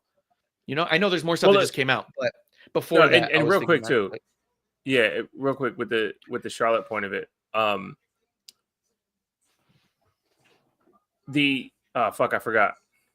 forgot. That's fine. That's fine, because we can always pick this back up. But no, well, the idea that it has to be done. No, I don't remember. It's fine. It's fine. But no, we went to almost 215, and we didn't even talk about Penta. You know what I mean? Like, this is how cool wrestling is right now. You know, and the only thing I'll Penta's say awesome. because I've tweeted this out and I've said it when they were in AEW. I said it, during any match I've seen of the Lucha Brothers or what have you. I would love to see them in WWE, not because of what they do, but because of how WWE can help them. Yeah. For instance, when Penta was wrestling Pete Dunne and he had to slow the fuck down. When he was wrestling Chad Gable and he had to slow the fuck down, and you can breathe with it and you can invest in it and you can watch it. All that other shit feels so good to see. Like it means so much more to invest in. Dude. But real quick, Okay. for Penta's sake, watching someone who's given everything to this business and to be received that way, I feel so happy for that dude. And I've only liked one match of his ever. And it was the either second out of 3 or third out of 3 with the Young Bucks before they got to the cage. They were wrestling off timing. And I was like, this match sucks or whatever. And then I was listening to commentary. I watched it again with commentary. And they were like, this is their 5th match in 5 days and they're gassed and all this stuff. So the missed timing was on purpose. And I was like, holy shit, they're wrestling as if they're tired. That's why it doesn't look good. It was the story of the match. I was like, that's some shit. That's cool. Yeah, like it was awesome. So I was like, oh, I have so much more respect for what they're doing here. But to see Penta do this in WWE and get that back from the fans, I'm like, you know what, dude, good for you. However this looks, whatever. I don't even fucking care. Good for you, man. Dude, you can go back to when AEW first started because I was so psyched when I saw Penta. And I was like, if you guys haven't seen this dude, go watch Lucha Underground. Because I watched all Lucha Underground. I thought it was awesome. I hated Penta. I hated him because I thought he was hurting people. It took me a minute to realize it's a TV show and they can edit that out or fire him. They didn't have to do that. But that was the story, is he was breaking people's arms and stuff. And I was like, what the fuck is wrong with this guy? Right? I was like, this guy's crazy. And, after a while, I realized I was getting worked, obviously. Because like the first couple times, because God, what's happening? And after a while, like, oh, wait a second. They probably could have stopped this. Right. But he wrestled so good in Lucha Underground. And then when AEW started, I was literally confused. And I was like, this isn't the same Penta. I was like, what's going on? I was like, he's wrestling goofy. He's like flipping for no reason. He's dancing. He's literally like going in the ring and moving his arms around and then slowly taking his glove off for fucking 4 minutes and then wiggling it and then looking around. And you're like, he's making everyone look stupid. What is he doing? Why are we doing this? He hasn't done that once in WWE. Since he went to WWE, he hasn't done any of the shit he was doing in AEW. He's not dancing around. He does walk out a little bit with some style, and I like that. That's exactly how it should be used. Personality. Yep. In the entrance, personality, when you leave, if you had a really good match and you won, maybe after the match, maybe you do a little pose but in the middle of the match, you're in a fucking fight. Right. Bell to bell's business. Yes, exactly. And he's business bell to bell again. And I've really enjoyed him thus far. I want to say the last match I saw, I thought was mediocre. It wasn't his best. I don't remember who it was. I was just like, that was the worst one he's had so far. But then, but the other ones have been solid. He was awesome in starting the Rumble with him and Ray and then Escobar. Oh my God. I was like, here we go. You know what I was really excited to see? No Andrade. No one else noticed either. No, he was there. He was in the Rumble. When? Yeah. He came in later. Yeah. No, I don't recall seeing him at all. Not once. I watched the whole thing. I don't remember seeing him for a second. That's funny. If he was in it, that's how much of a non-factor he is. I was confident he's not in it. Oh, yeah.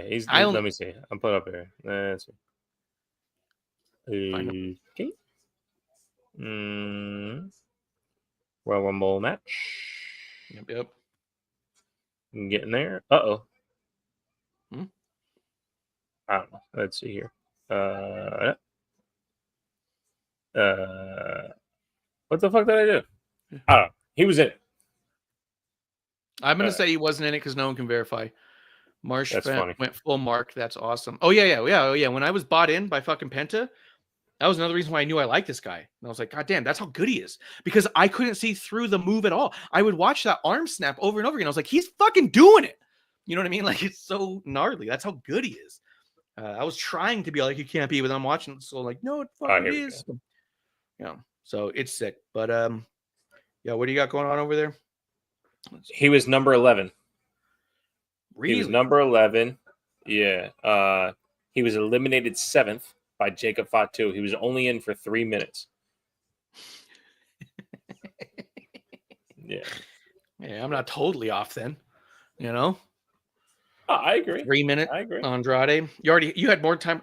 Everyone else was in after him. He was the first one out. As far as I'm this saying, was the first time. Latino crew. It's the first time we brought up Jacob Fatu. Dude, he's fucking killing it all. He's incredible. Dude, that promo he had on SmackDown with fucking what's his ass? God, he's like rapping at a certain point. Yeah. Yeah, and fuck. Yeah. Dude. They say it's King Kong versus Godzilla, but they're saying King Kong versus Godzilla because I'm both.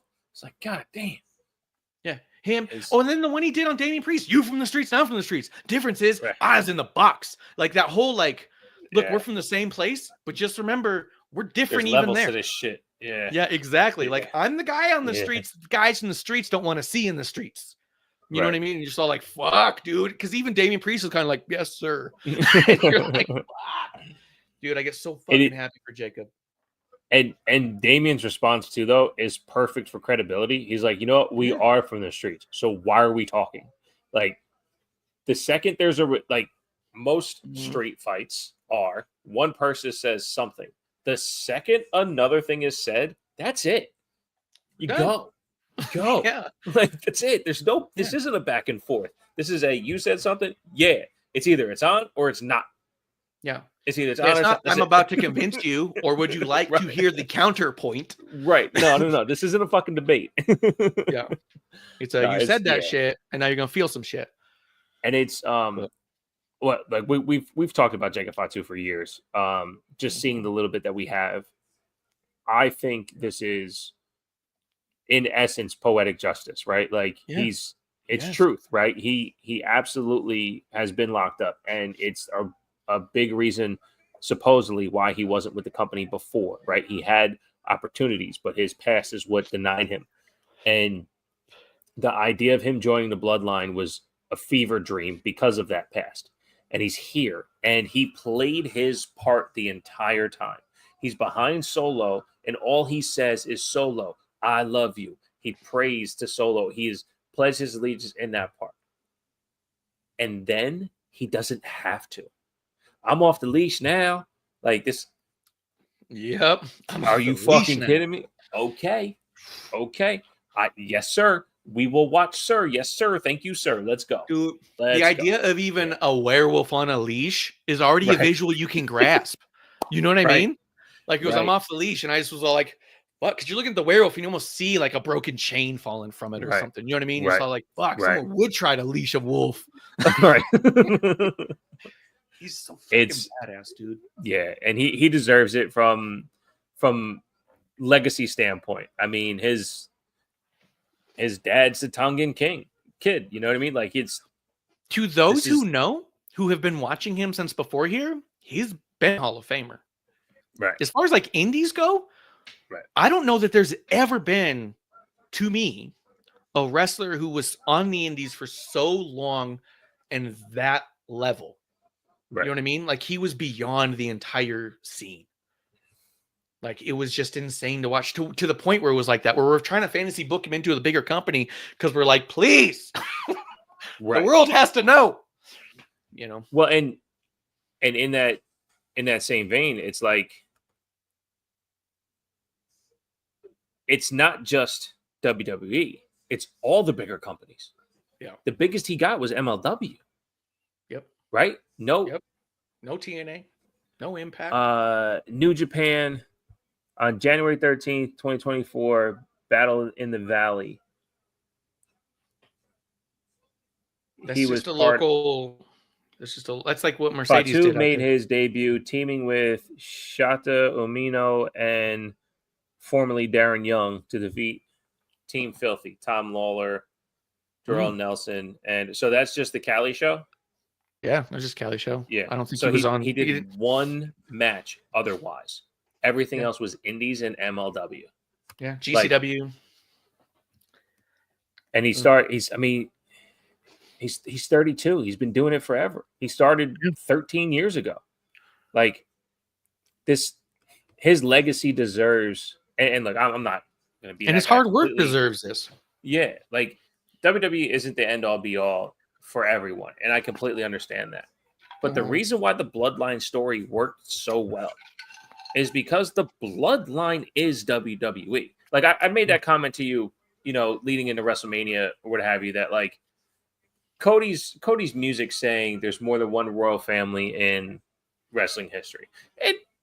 True, right?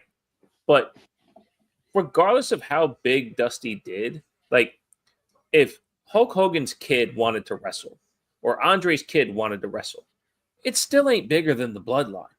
The Samoan legacy and its imprint on the history of WWE is massive. Yep. Would it get to the heights without them? Sure. Would they be even more successful if they attached to them sooner? Maybe. But they are an important part of wrestling history.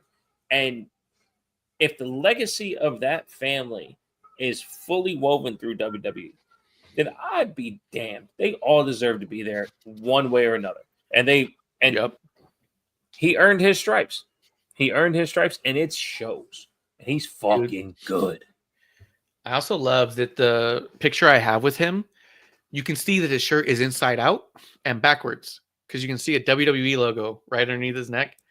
But it's the old school WWE logo because what the shirt was, because before he flipped it inside out, I'd seen it. It was the fucking remember how they did those NBA Jam style shirts?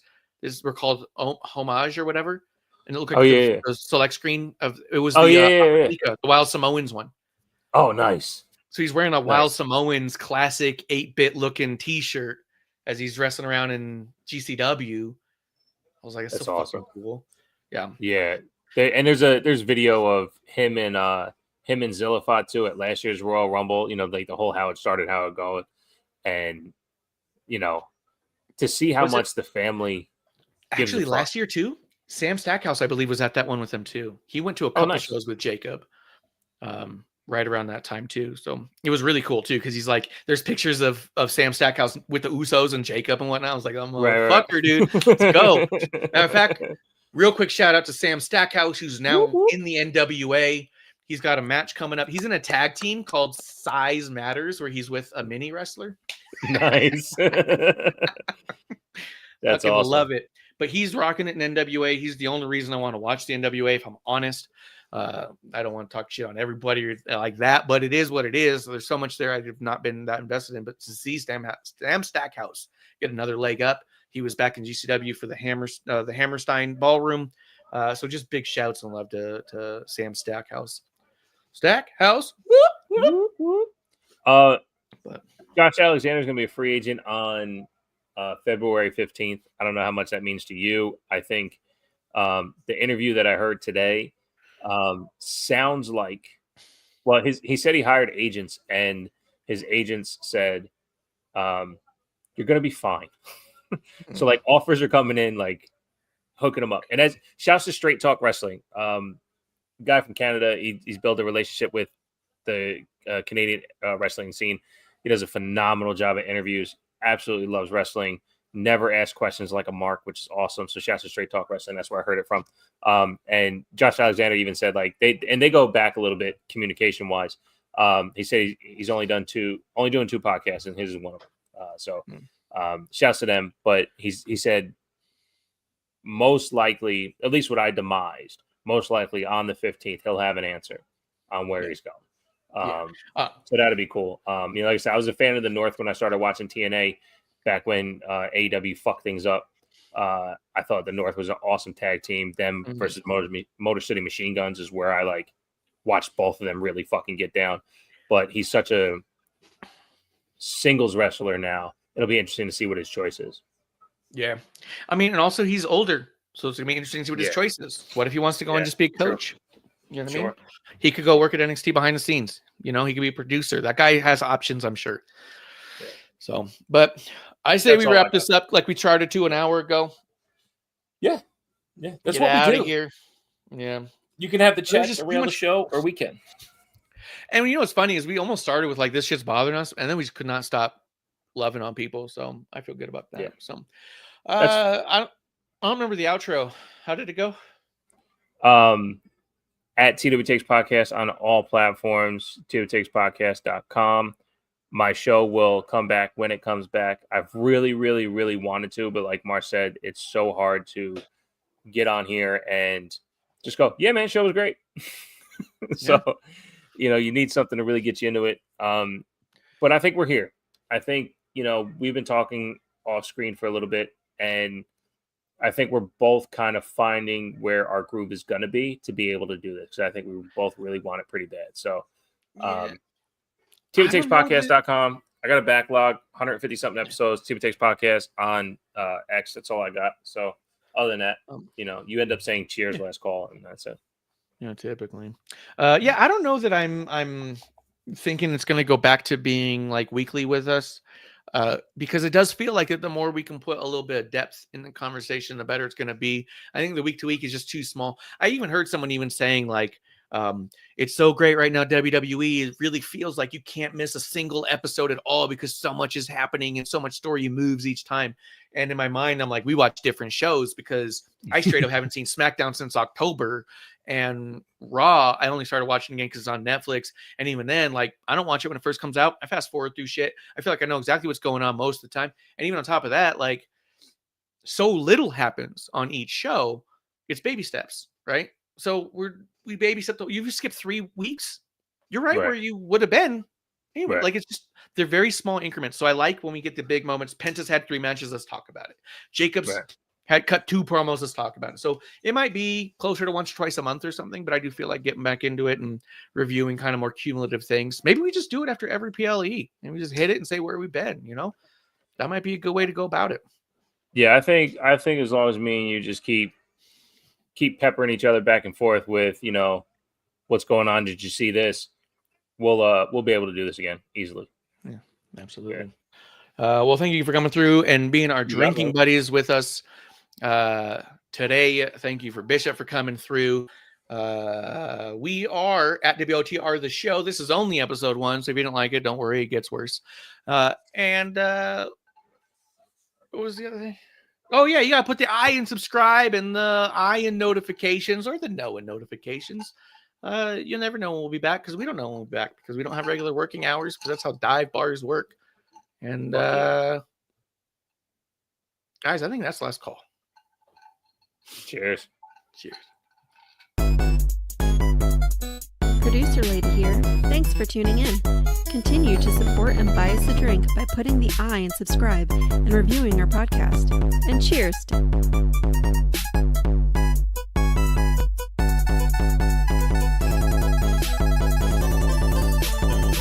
I would never have a drink